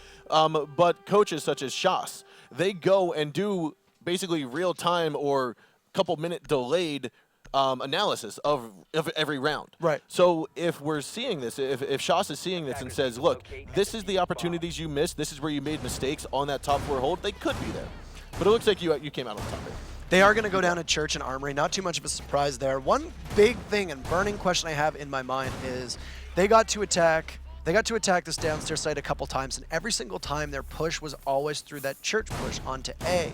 They didn't really put a lot of stock, pardon the pun, into stock or kitchen or even into dirt tunnel. In fact, they've largely ignored a dirt tunnel push, which is a smart move. You can be trapped in there, especially by the elbow of the dirt tunnel, and get picked off very easily. 10 seconds remaining. I wonder if we're going to see a different play from Penta. I mean, look at overtime last time. They went front lobby Consulate. It was something that I don't think you or I were really expecting. That's pretty valid.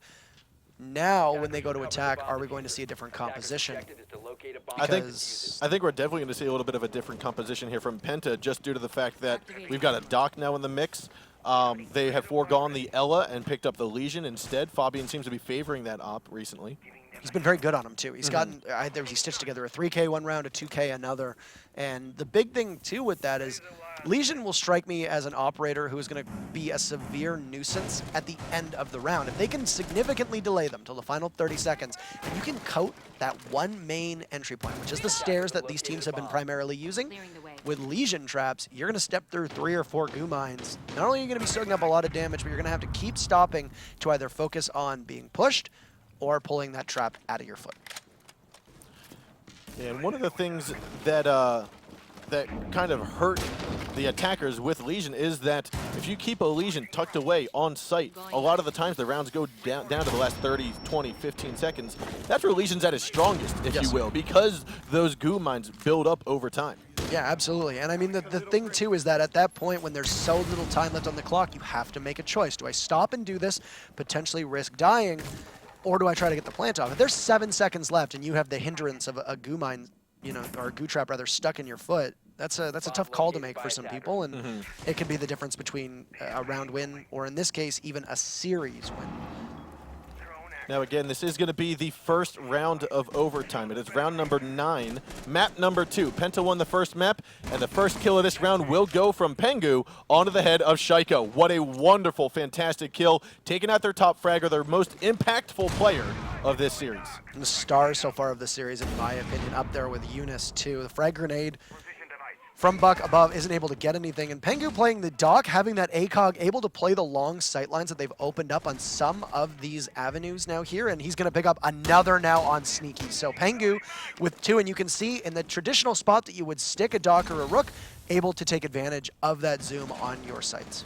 Now, Pengu is going to save his last stim pistol for the final moments. He's most likely to use it in case he gets injured or one of his teammates injured. He's already used 2 of them. And he's got about 60 health, so it wouldn't go to waste if he used it now, but right now it doesn't even look like Penta's going to need it because it's a 5-on-2. It's all up to Moss and T-Pex. T-Pex giving away his position here in the basement hallway by Moto, as well as Moss, who's going to try to shave on in. Eunice comes in forward, but Goka's going to pick up that kill, and then Eunice with the MP7 will slap down T-Pex, and Penta goes flawlessly on round number 9. Excellent play by them. Everybody on the team did what they needed to do, sticking the Doc in the appropriate spot by the back of Armory, by those casings, allowing them to put pressure from the stairs where every single push has come so far this game. Is a smart move. It's a pretty easy move to make, too. You know that they're going to pressure that wall by Church. You don't run the mirror. You don't have to worry about it. You know that they have to work their way around it or attack that wall. It gives Pengu, who's a great shot, the opportunity for easy pickings, and he did it twice. And by eliminating Shaiko right at the start of the round, the biggest danger you have to face is gone from the board. Now it's just a matter of cleanup and having to focus on the rest of beGenius. So now they'll go to attack. We'll see if they're going to be able to do something they haven't been able to do so far today, which is win on this site when beGenius has defended downstairs. Yeah, this is the 3rd or the 4th time that we're going to see beGenius down here. And ultimately, it's going to be the 3rd time, sorry. The 3rd time we've seen beGenius down here. And ultimately, it's going to be up to, has Penta been able to take some in-game leadership, some mid-game analysis, and change up the little mistakes and the opportunities that they've missed. And that's really, to me, is going to be the key component. They've had so much trouble flushing out Church that they haven't even really needed to worry about Armory. And in fact, beGenius hasn't had to really exert much effort from the operators that they've kept hanging out in Armory because the Church hold is so strong. We saw it Moss one round, we saw it RX the other, and it appears that they're going to be doing the same thing. And when you keep Shaiko on site lurking, and not bother to waste him roaming, which is pretty standard that we see on Clubhouse now with the 5-man full defense downstairs. It's really incumbent upon them to be able to break open that wall and get an early pick, because every single time it's fallen, beGenius has gotten the first pick, and Penta has just not been able to put anything together after that. Now, RX here is going to try to get a little bit of a cheesy kill. He's got the C4 on the ceiling. He's got his heartbeat sensor out. So no, that might be Mira's C4? All the C4s. All the C4s. Now, Fabian did manage to dodge the C4 toss out from RX. There's still going to be one more on the floor of Kitchen Hallway. So if someone from Penta is going to navigate through that hallway a little too slowly, they might just meet a little bit of an explosion. That's key that they were able to get Fabian alive. Now, this is the same spot before where he perished last time. You see he's going to do some work there to apply some pressure from above. And they've got some bandit charges to take out, but they've been able to open up that wall. And now Sneaky is going to find himself in a dangerous position. But Moss has to play farther back. This is great, and they're able to get in there and force beGeniuses to either commit to a fight or have to run. And if they do so, Penta will have a crossfire set up to be able to take care of them. As you can see from above, Thatcher sits over that Moto hatch. There it is. Looks as though Fabian's going to try to drop into the kitchen hatch. RX going to be there. And now he's got his eyes pinned to the drop hatch. We've got KS above the Moto drop. And we're going to see this unfold under the next minute 15. Moss and Sneaky have both been droned out. Pengu going to run on down the main stairs with Ash, as Eunice is going to be the one to try to hold down the soft angle. Not entirely certain why they had Fabian drop there, especially when they knew that there were still bodies sitting inside of armor. You have all 5 defenders left. Surely somebody is in a position to capitalize on when you hit that hatch, and they still haven't been able to do armory. Pengu is going to get the first kill for Penta, which is big because, if I remember correctly, every single time it's been beGenius getting the first 2. Yep, and so right there, Pengu actually got the kill, like you said, from the bait that Eunice laid down as he tried to move on over to the window. However, Moss gets the trade onto Eunice. That's Hibana out. Now all the pellets have gone down. Mirror window, I don't know if it's still intact or not. We have to take another look here, but a 3-on-4.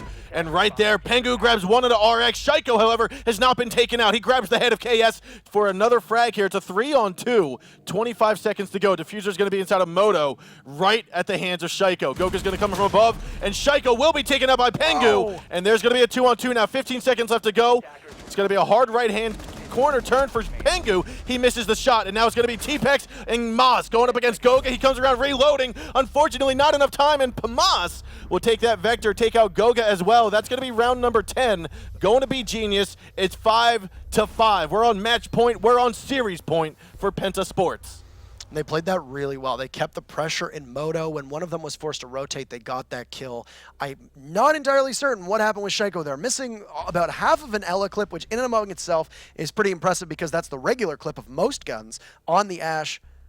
AIM wasn't able to do what he needed to do. He got picked off really quickly. Moss played that really well, and the Patience just waiting to push out tried to snake worm their way in. You saw the Ash tried to snake worm her way in to the back of that bar, and Moss looked down, which is a good play to do because in the midst of that frenzy, if you don't have the audio cues, when somebody is prone, you can obviously hear it. It's a lot louder.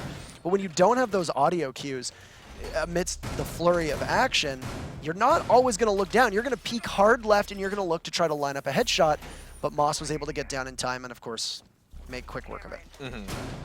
Now we are on the match point of match points. And this is anybody's game, and let's say beGenius's win. What reverberations do you think there are as we head to Coastline? How does this change the dynamic of the game in the final map? In the final map, I think we will see Penta come out on top, just for the fact that it is a new Coastline is the newest map to the pro scene. Now, this is the third season it's been here. Teams have had a lot of time to work on it. They've had time to build up coherent strategies.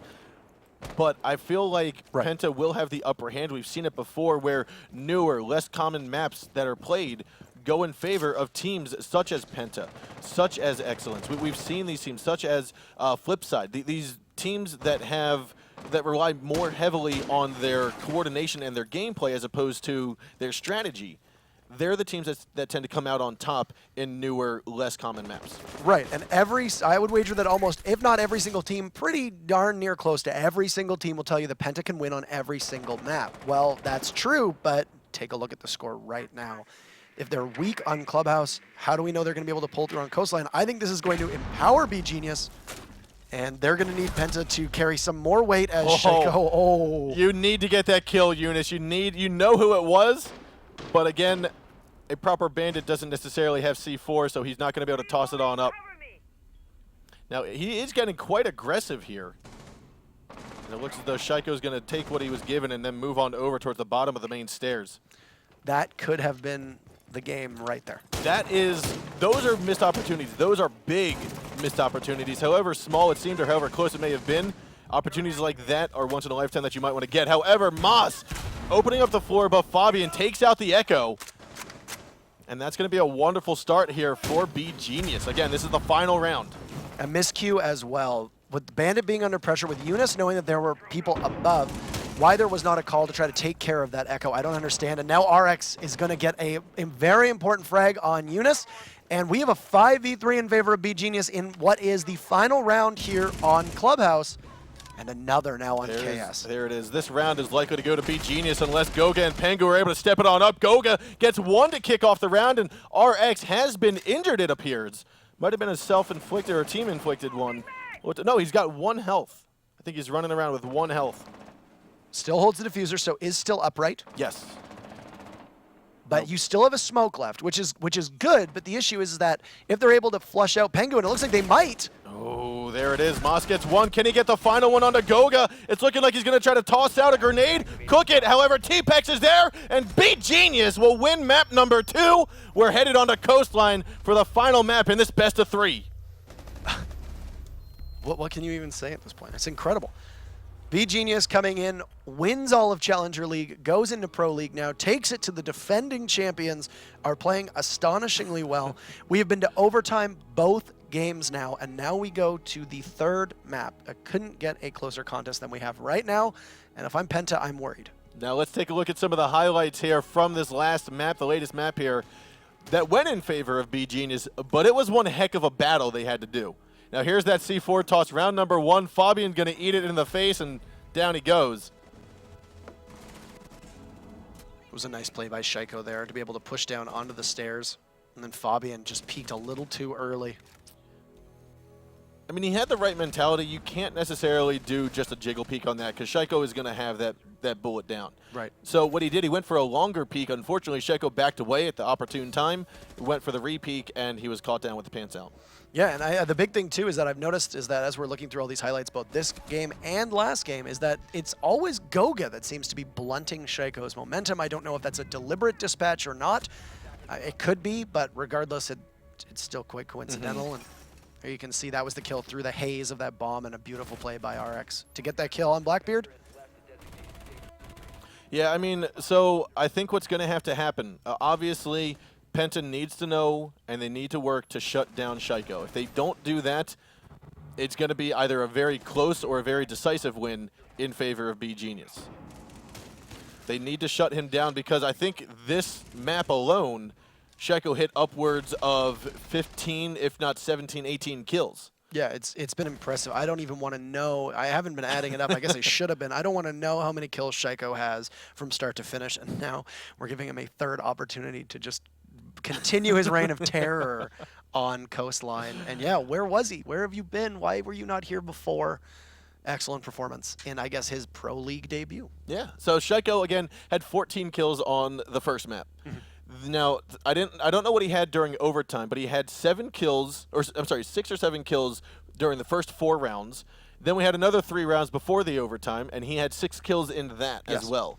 So at the end of, before overtime, at the end of 8 rounds, he had picked up 12, if not 13 kills. 13 kills. And then you put another 3 of overtime. Yep. So, like I said, he's nearing that 16-17 mark in one game, 14 in another. We'll see when the stats come out later tonight. It's going to be over 30. What it is, but it's just, oh my goodness. So map number 3, again, ladies and gentlemen, is Coastline. We went through Consulate. That went in favor of Penta. We just got done Clubhouse. That went in favor of beGenius after a very hard-fought battle. Coastline, like we had talked about earlier, is more, I feel, more in favor of Penta's playstyle. Right. But again, I think beGenius is kind of a dark horse in this matter, in the sense that, yes, we know Sheko is top-tier play, but we have RX to back him up. We've got Moss to back him up. TPEX seems to be more of a support/control player, as opposed to let's get in and get the frag. They don't need him to frag right now. They don't, no. They need they need him to be in his role, and that's exactly what he's doing. And it's working, and you see that on sites. I was most impressed with how good beGenius's defense was, because, I mean, it's not uncommon for you have your Ashes, you have your Hibanas, potentially your Bucks or your Twitches to go in and get a couple kills right off the bat and then support your team after that, or just continue top fragging. But beGenius was really good on defense there. And I don't know, and I think this is something that needs to be done in a postmortem that I'm not going to do, but I know that the coaches are going to be doing, was it a combination of beGenius just having a really good defense on Armory and Church, or Penta just not being able to find an answer to it and not having as optimal an attack? And I think that's going to be the big question for them, because Penta is now in a position where they are vulnerable and facing the losers matches, which is unheard of, I would say, for their team. I feel as though you were talking about the postmortem, and is it a great defense? Is it a kind of a lacking attack from Penta? I feel as though Penta might have been able to do a little bit more with the attacking side of stuff. Right. We saw, I think, once, maybe twice, out of all 11 rounds on Clubhouse, any kind of pressure, period, from the cave. I don't know if we saw any pressure at all from Garage Tunnel, other than just maybe tossing a grenade down. Right. We never really saw people drop unless it was the last few moments and they had to drop. It didn't seem like there was any strategy that involved let's pinch and focus on the kitchen, or let's pinch and focus on beneath the kitchen inside of Armory. Right. It was all, let's go for that church wall. Let's go for that quote-unquote year 1, season 1, year 1, season 2 type of push, where you just go down main stairs, you just go through Moto, and you force your way into church. Yeah, and I was a bit perplexed by that they didn't put any of that pressure on, because you had 2 operators. In most cases, you had 2 operators. Sometimes it was just Moss. In round number 1, it was just Moss. But after that, they stacked up 2 inside of Church. They never applied any pressure from Blue. Or from Garage, which is an issue, because if you saw, there was, when RX got that kill as Pulse, even after they'd blown that wall open and we finally saw Penta getting some momentum, and okay, they might actually be able to challenge Church right now. They'd blown open the wall, they were able to push in. You had Moss pushed back in a position where if he rotated, you have somebody sitting on stairs to take him out. You had, if I remember correctly, the Thatcher sitting over top of the hatch and Moto, so you've got 2 great opportunities if they push. Yes. But the issue is that beGenius didn't push. You pushed them, and RX was prone behind the bomb. You saw him get that kill on Pengu on the Blackbeard. That was huge. And it was problematic in the sense that you didn't apply any opportunities to take advantage of that. You rotate the person that's sitting on Moto, Yes. and you rotate them to Garage and have them push. One thing that beGenius wasn't doing is they weren't really opening up that wall into blue. They were mostly keeping it concealed with just a small hole for them to rotate and out of, either having to crawl or crouch, which means that if you drop there and you manage to evade the person who's sitting in Armory watching that hatch, you have an opportunity to sneak up. Now you have one of those two operators in Church will need to reposition themselves, and that's when you can push together. And that's something that Penta didn't do. I think even if I agree with you, Penta didn't necessarily do that. I think what you had mentioned with dropping down into blue, yes, ultimately you want to have a strategy where you can make that person grab a kill or give the opportunity for that person to grab a kill. But I think if you just put a presence in there, Right. you just put a support role. Maybe you even just put a Blackbeard down there so that you know, okay, we need to keep an eye on here because he could sneak up at any time. That will then pull that attention. That will create that distraction. Right. And that's what we were missing. I think that is what Penta's going to review and say, that's how we do. That's how we need to be beGenius. Right, and it's just that they needed to really find their footing, and I don't think they ever did. They kept throwing similar strategies at it, and you could see it was slowly making more progress. Right, the first hole they didn't get the wall open. The second hole they did. The third hole, the third push, not only did they get the wall open, they started to get some key frags. So Yes. it was working, but you don't have the luxury of time when it's the first to 5 rounds, or in this case 6 rounds in overtime. So it's just one of those things where something to look at in the future, but right now, we're going to head to Coastline for map number 3, and we'll see if beGenius can pull off the upset. It is. It's going to be a long haul match. It's not going to be I'm not going to say it's not going to be a 5-0, but it would be a very unexpected and mind-blowing 5-0 if either of these teams, after judging by their past 2 maps going to overtime, if either of these teams were managing to get a 5-0, it'd be one of a kind. Right, and I mean, we look at the Elevate Most Wanted match on Monday night, we saw how close the first 2 matches were, and we thought to ourselves, oh, this one's going absolutely to the distance. And it wasn't. In fact, Most Wanted won it quite convincingly in 7 rounds. If I remember correctly, it was a 5-2 final. We could see the same thing here. If I'm Penta, the most important thing for me right now is maintaining that positive headspace and knowing that you need to go at them with a clear head. Yes, you lost. It's a bit humbling. I'm not familiar 100% with every single match at Gamescom, mostly because at the moment my memory is failing me, but did anybody even take a single map off of Penta at LAN? Not in the first map. Not in the first series. Penta had beaten Excellence. Not in the last series. Yeah, I don't think it wasn't in the last series either. It would have been in the semifinals, if at all. But again, my memory is escaping me as well. I could be wrong, but I don't think anybody took a map off them at LAN either. And this is a shocker here now for us. And I don't want people thinking that we're besmirching the efforts of beGenius, because they are a team that has earned their keep. They came in, they did very well in the relegation / qualifiers to get in here.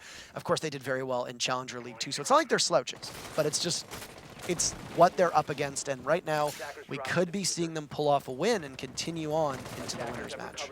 I think one of the things that is surprising me about beGenius, Eunice picks up 1 kill here on a sneaky. I think one of the things that surprises me about beGenius is the fact that this team did come from Challenger League, and last season we had a few teams from North America actually come from Challenger, step it up into the Pro League, but they had this Challenger League meta. They brought this Challenger League meta to the Pro League. Right. beGenius seems to already be in tune with the Titans that create the Pro League meta. Right. And that's what I think is surprising, is that beGenius is acting like a veteran Titan Pro team right now. Right. We saw Infamy Infamy's been in Pro League before, so it wasn't too surprising to see them play better this time around, but they made an adaptation too. Fabian is going to get another kill, so Penta's already starting off strong, and that's Shaco down rather, so that's their Ella off the board, and that's 2 strong operators that they've been able to take out of the fight.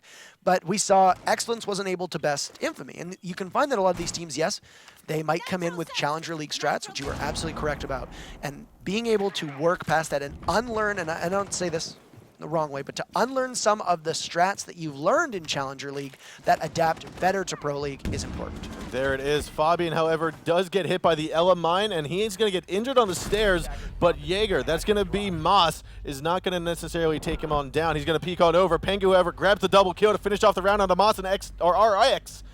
And attackers of Penta will take round number 1 here on Coastline.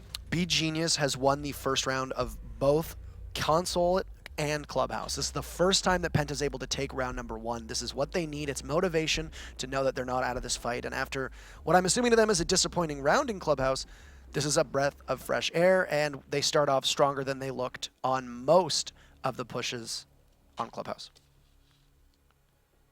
Yeah, I want to say I think Penta definitely missed a big opportunity when they decided to go up to TV room in cash. That was a very swift victory on that round for beGenius. And the fact that we see Penta coming back means that they are a team that takes it round by round, takes it map by map, and is able to shake off when a round does not go in their way.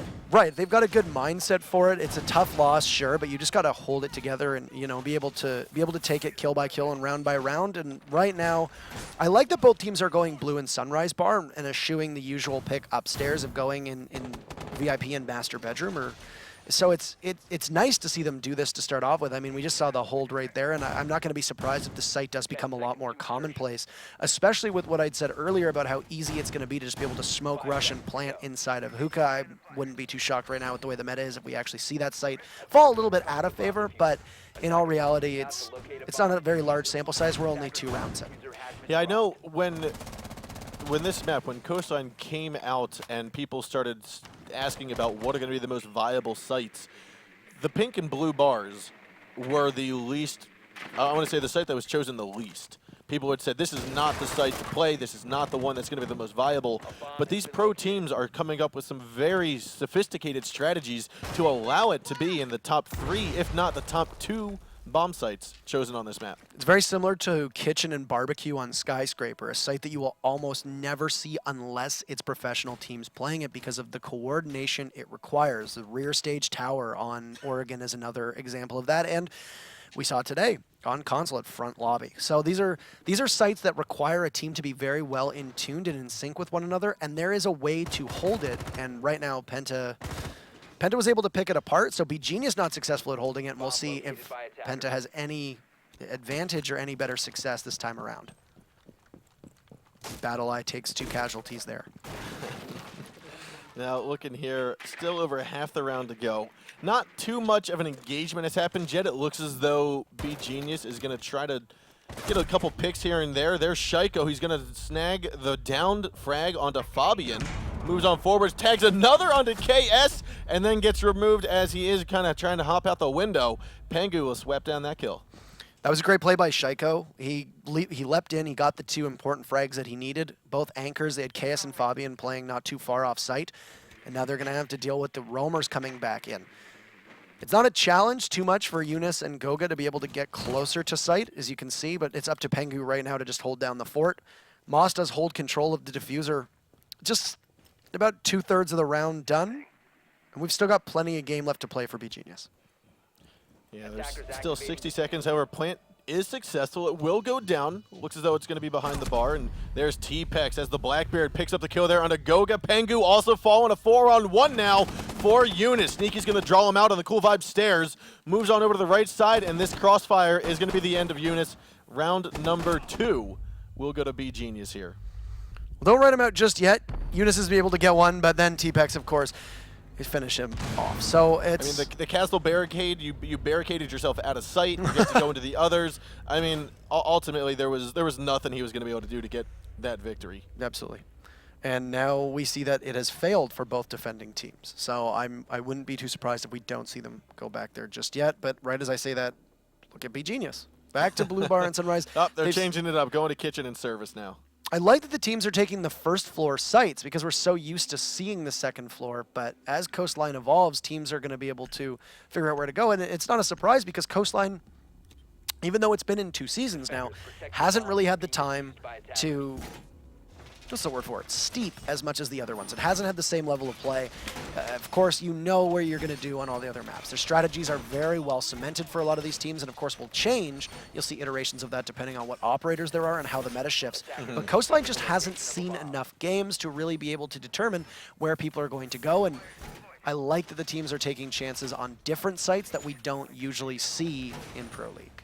I think that is, I'd say, the key reason why we did not see Coastline an abundant amount during Season 1 and Season 2 of this year, is the fact that the pro teams, they need to know what the meta is. They need to know what is the most anticipated spot to do so they can create an attack strategy for it, or they can create a defensive strategy. And that doesn't happen the first season that a new map is implemented into the Pro League. Absolutely. And I mean, teams are going to want to scrim on certain maps too. You're going to try to go with what you know is what you know best and what you're strongest at, and especially when you're faced with a situation that you only really have a handful of games a season, do you want to potentially risk losing one of them because of a map that you're not as familiar with? The answer to me is a very simple no, and I would think most teams would agree with that as well. Oh, looks as though we are going to have Eunice try to slap down a couple kills there on a Sneaky. He goes in, tries to get out without a fight, and Eunice has already hopped in, grabs a kill there on a Sneaky, and I think we had one member from beGenius, that was Shaiko. He got out of VIP, tried to move on over, and he's going to be tagged over inside of the theater. Fabian doing a good job on Sneaky to distract him. You see he soaked up some damage. Could have potentially stayed there and held the position, but he got hit with a shock drone. And with the fact that he only had about 20 HP left, you know that only 2 shock drones are going to take you down. And Moss, a great throw to take KS down. A bit of a delayed refrag. And now we are at a 4v4 where Shaiko is a man on a mission right now. Drone hunter extraordinaire. Now looking at this, Eunice is going to continue the challenge on a Shaiko. The mirror window has been opened up. And so Shaiko is just going to be playing with reaction, basically. Not looking at sight. He doesn't have that information that he necessarily needs. It's all about sound and all about crosshair placement. And that's what he's going to do right now. We are going to have Eunice, again, try to hold that angle. Shaiko comes right on up, picks up the headshot. RX as well. But Pengu and Goga are going to answer back here, turn a 4-2 into a 2-2.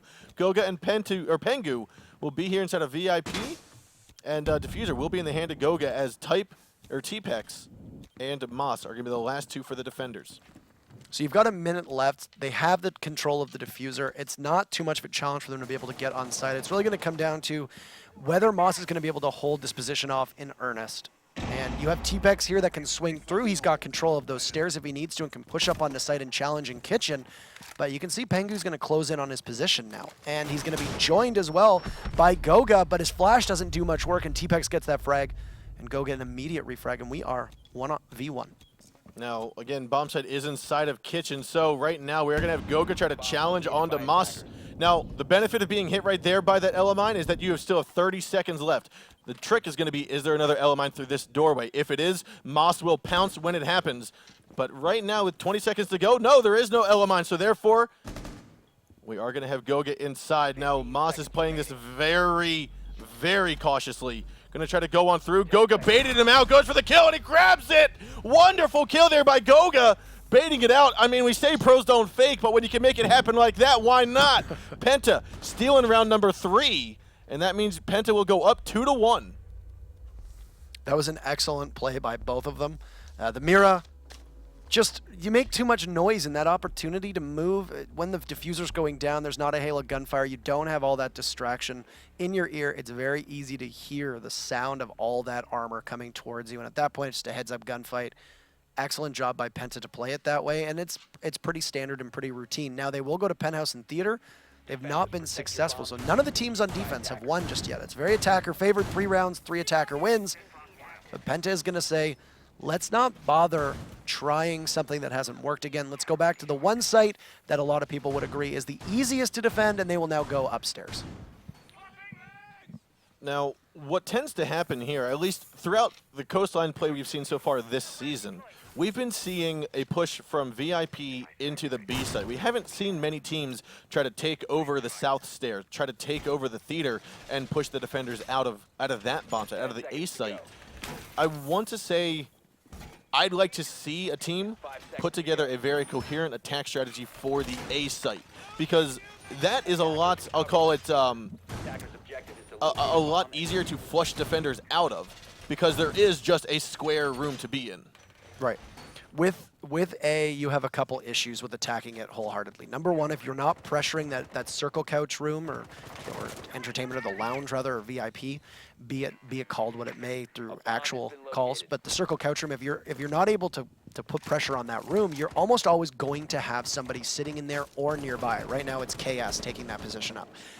if you pressure A, it's very easy for them to either rotate down the hall and put pressure on the main doorway into the bomb site, or to be able to circle all the way around Coastline, because of course it is a big square. It doesn't take long for a 3-speed to be able to get to the other side, in which you can then pressure on the stairs and pressure them once they get through that wall. If you can take out the anti-flank or the flank watch, it falls apart.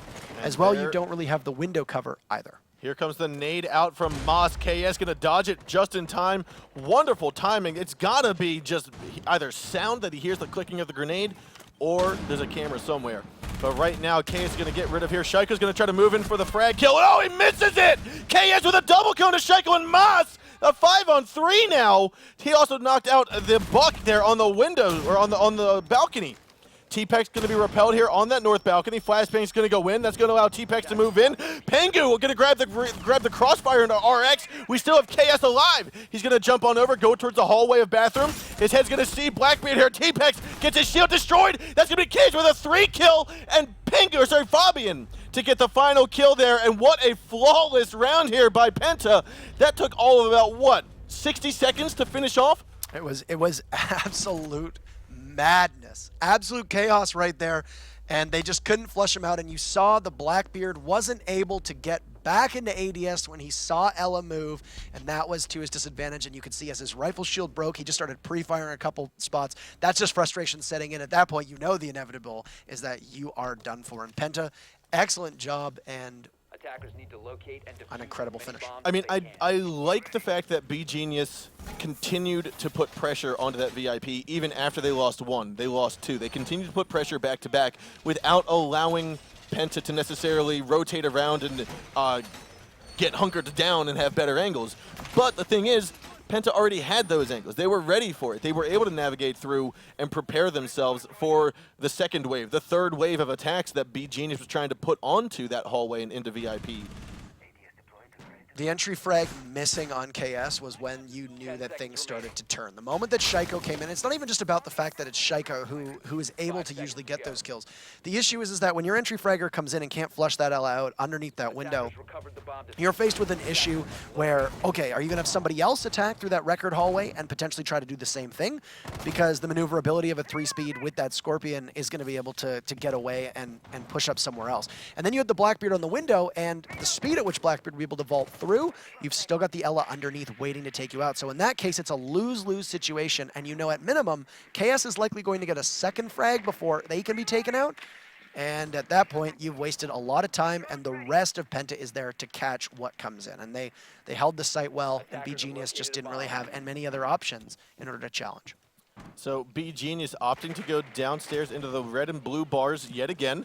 They were not successful on their kitchen hold, which is why Penta's now up 3-1 in this third map on this best-of-3 series. However, beGenius looking like they might have changed it up just a little bit. Shaiko's going to be inside of CCTV, inside of the servers, and he's going to stay here for a little bit more time. Eunice upstairs in the hallway. They've been able to get a lot of control, and what a C4 from below as RX takes KS out on top of that pool table as the Twitch drone drops one of the mirrors on site. I mean, you know that KS was expecting it. He was up on top of the pool table, but when you put your body close to the edge and the C4's in the right placement, that directional destruction will still tag you each and every time. Absolutely, and it was a very good play by beGenius to get that C4 off, and timed as they did, and now it's going to pause Penta's. It's going to give Penta a little bit of pause as they are down 1, and that's their Ying too. And you lose your Ying without really being able to get much out of her gadgets or her smokes. That's crucial for the defense, and if they can hang on, that this round is going to be heavily in their favor. Now, the good thing about Penta in their position right now is they know that there's going to be a flank, most likely from Shaiko, coming from the servers, and that's what Eunice is going to try to hold on to. He opened up the drop hatch. What he needs to worry about now is that stairwell where Shaiko can easily come on up. Now, the shots from Goga will pop down and finish off RX. I know that's Fabian finishing him off here. A 4-4, 50 seconds remains, and as we have Pengu peeking on out of the doorway, T-Pex picks up a double there onto him. Shaiko finally getting down Goga, 4-on-1. And Eunice is left alive here inside of the blue bar. And that will be the final kill. Shaiko jumping up over into the courtyard. And through the opened wall, he will pick up the last frag of the round. It's good call and good coordination from the team to cycle out the last member and zone out the last member of Penta and be able to get that kill. And a tighter game now And we finally see the blue bar actually does work out. So that's the first win in favor of, or sorry, just the second win in favor of the defenders. The defenders have been able to put 2 back-to-back, and Penta are going to go to hookah. So they're not going to mess with that bottom floor anymore. They're going to go upstairs, hookah lounge and billiards. And the only Ying so far that we've seen from Penta didn't even work out because KS got picked out so early on. And I do think that this is the site that we will see the most use out of her. Instead, an IQ is an interesting choice from Moss. We've seen her a couple times. And Fabian playing the dock again, and we saw how well that worked last time. Yep. We did see, I believe we did, I thought we saw Ying on the first round, because I remember in the top floor, I think it was the master bedroom, we actually, I'm sorry, not master bedroom, it was in the pool table lounge. We saw use it through the floor. The quote-unquote fuse use of the Candela. You're absolutely correct. And I was actually going to talk about that earlier because we don't necessarily see that used too much. We typically will see it rolled. We'll see it just thrown like a grenade. But the fact that you can use those Candelas as a quote-unquote fuse charge, I think is one of the things that attracts me to playing her and wanting to see more of her is that type of usage. Right, and there's a flexibility there too. On certain sites, when you don't have the ability to use a floor like that with its breach ability, you're not going to see it employed as much. Oregon, there isn't really a lot of opportunity for you to do it through that. You kind of have to roll it because the floor is concrete. But on a site like this, and you can see on Cafe, you could potentially use it up in Cigar Lounge or Piano Room, and you can see it the same on Chalet too. They have the soft floors that allow you to drop that Candela, and it might be a bit less predictable, which is trouble for the defenders that are not used to it being used that way. And I think as people get more familiar with Ying, 2 things are going to happen. Either she's going to be, as King George said, she's being forced into the meta and people are going to stop relying on her so much, or we're going to see a deviation in how her device is used and maybe be able to catch defenders off guard. Now Eunice is being spotted out here inside of the red bar. It looks like we might see some flashbangs or nades get tossed in. These guys are ready to pounce. You see Sneaky, he tosses in 1, tosses in 2. Eunice gets really close here on the door, being over-aggressive. And then now the push is going to come out. beGenius have opted to not force this anymore. They're now going to go on top and actually try to push into hookah here. However, Sneaky might be outside of the red room window. Eunice doing an excellent job just holding down the fort and preventing this push from them at the moment. And eventually, at some point, beGenius is going to need to push in. He's going to challenge Wonderful one. Kill. Excellent kill on T-Pex. And he's going to be able to get away with his life, but Sneaky gets the refrag. And then Shaiko jumps in as well.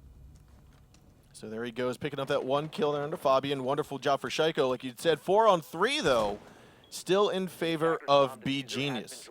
Now, the Blackbird's off the board. The window holder off the board. However, Moss is going to be outside on that hookah balcony. He's got 0 nades left, so the barbed wire will stand. But Moss doesn't need it to destroy Pengu. He goes down. A 2-on-4 now, 60 seconds left to go. beGenius is proving to be an absolute handful. And the Penta that showed up in rounds 1 through 4, not here at the moment. They need to bring that Penta back. A beautiful kill from Gogan. A refrag from Shaiko will put us at 3v1 with Goga, the only member of Penta. Now, he had just been called out after taking out Mass, and so therefore RX tries to move in. Shaiko's there for the cross, and beGenius takes home round number 6. They've tied it back from a 3-1 deficit to a 3-3 tie at the moment. The one thing I like is how evenly paced these 3 games have been. They can't shake each other. They've never held more than a 2-round lead over one another, which is incredible, which speaks to the testament of both of these teams. They are able to keep it close, and no matter what, they're not allowing the other team to get too much momentum and too much of an upper hand, and that must be frustrating the former champs. Yeah, I think it would be a little frustrating. Less frustrating for Penta, just due to I know the camaraderie they have with themselves, the communication, the style of uplift that they have with each other when things aren't necessarily going their way.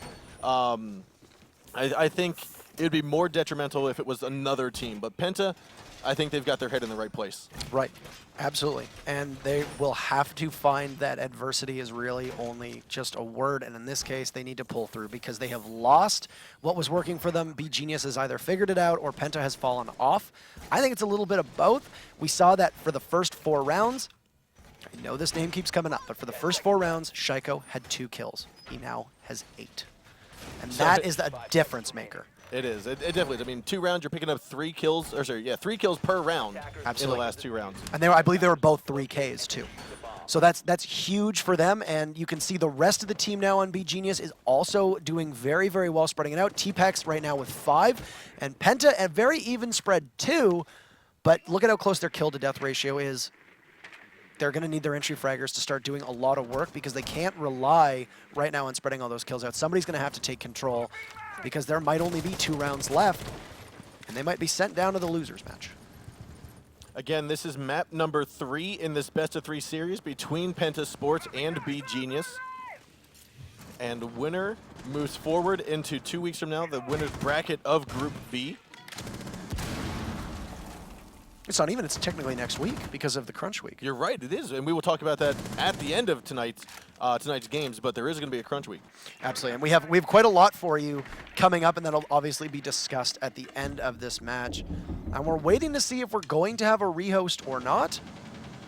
Apparently there were issues with the wall. Now, the thing about this is, until we get calls from the ESL admins, That's correct. there will be no rehost just yet until we get the call. And teams are saying it's okay. So apparently we're going to play through it. That's how it looks. If the teams are okay to play, then it doesn't necessarily need a rehost. So, again, we are just the messenger, We're just if messengers. you will. We're just the messenger. Now, generally speaking, once a rehost is called by a player, it then has to go through production over to the admins. The admins review it. They then tell, okay, they tell our spectator, okay, tell them to rehost. They Right. can't just back out and rehost until they get the call from the admin. Unless it's a scenario where somebody drops in the first 10 seconds of play, that sort of thing, then it's just a given rehost. Yes. It makes a lot of sense if there's, somebody gets stuck in a wall. We saw Eunice did it earlier. But lost among all of this was there was a disconnect from Pengu, and then RX able to get a kill. Fabian picks up his 2nd kill of the round, and despite the fact they had a disconnect, they are still at a 3v3 with just under a minute left. So here we go. 50 seconds left to go on the board, and it is now a 3-on-3, like you just called it. 45 to go. Moss is going to drop inside a bathroom. And right now, Fabian moving in from the Lamborghini doorway lobby to get the kill onto Moss. Now there are 30 seconds left to go. T-Pec's going to be behind the mirror window. Sneaky trying to move in from the courtyard hallway. And there are still 2 members, count it 2 from Penta Sports left alive, Eunice and KS. They have Check the crossfire coming on out. Sneaky picks up 1, gets traded on down by KS. And now T-Pex and KS, last 2 alive. When this happened before, and we had T-Pex actually go down, he goes down again, and KS walks on top of him. That's going to be round number 7 in the hands of Penta Sports. And Pengu crashed, so we will need a rehost. What a beautiful shot there from the Ying of Penta, and now KS, with just a sliver of health, was able to take out T-Pex, who was fully healed, and we are now rehosting in order to get all of Penta back, but we are on match point. It's 4-3 in favor of Penta. Will they finally be able to close this out after being in this situation multiple times and not having to go to overtime? Will we see a team finally be able to do it without needing more rounds? It's possible. It's possible because they're going to go on defense now, but they've lost 2 of the 3 defenses so far. But just to clarify, ladies and gentlemen, the rehost that is happening is not a rehost of the round. It is a rehost to get Pengu back into the game because he dropped partway through. So I believe, we haven't heard otherwise, I believe it's still going to be a 4-3 lead in favor of Penta. Right. We will confirm that as we wait for everyone to get back in lobby. But for the time being, that's the score at the moment, and I don't know if it's going to get changed just yet. No, confirmation is that that everything played out the same way because he dropped halfway through the round. We don't need a rehost. It's a different territory when they drop in the prep phase or the action phase or something like that. Then we'll say, okay, the round really hasn't started in earnest. You can't play through it. We'll rehost at that point. In this case, he crashed. He needs to get his PC back up. He wouldn't be able to make it for the next round, or maybe there's issues with him reconnecting to the match, which does happen depending on people's connections.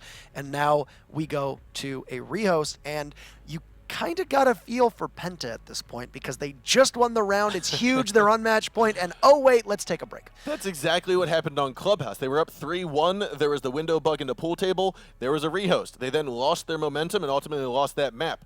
Hopefully they don't succumb to the same circumstances here. Absolutely. Hopefully if you're a Penta fan, if you're just a fan of a good match, the idea is let's go to overtime. So hopefully in good sportsman, we'll call it conduct, it's just you want there to be a fluid game. Right. You want the most exciting game possible, and I think you actually said this on Twitch when people love to ask the commentators, "What's your favorite team?" and they want they want our opinion on it, and we say no, we don't tell you our favorite teams are. We don't pick favorites.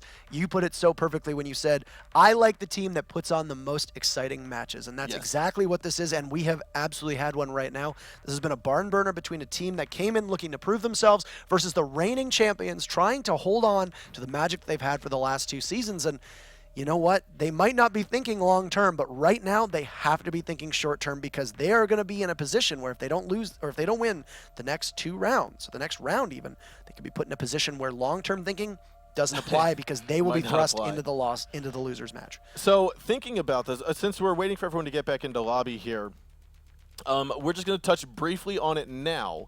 But this season 3 of the Pro League this year is there's 7 play days. Right. But they're only being played in 6 weeks of time. So for those of you that won't necessarily be able to stick around until the end of tonight's entire cast, we're just going to announce it here just a little bit. We'll actually get graphics up later on and so on and so forth. But next week is going to be what's called the Pro League Super Week. Or Super Week. Pro League Super Week. We have 6 play days in a row, 2 for North America, 2 for Brazil, 2 for EU, starting Sunday night for North America, and then going all the way until Friday night for EU. Yes. Now, if you want more details on that, stick around to the end of the cast. We'll get all that for you. Let's head into round number 8 on Coastline of our final map between beGenius and Penta Sports. beGenius going to be on attack, Penta on defense for round number 8. And Penthouse Theater, I got to think this is a wise idea for them. It's statistically, I believe, one of the easiest sites to hold, and Penta is banking on this hold. And we would see it end before overtime. It would be incredible to see 3 maps go to overtime. Take the champs to overtime, 3 maps in a row would be quite a feat, no matter whether you win or lose. Obviously heartbreaking if you weren't successful, but Penta's got to put it away here, or else I fear what happens in overtime.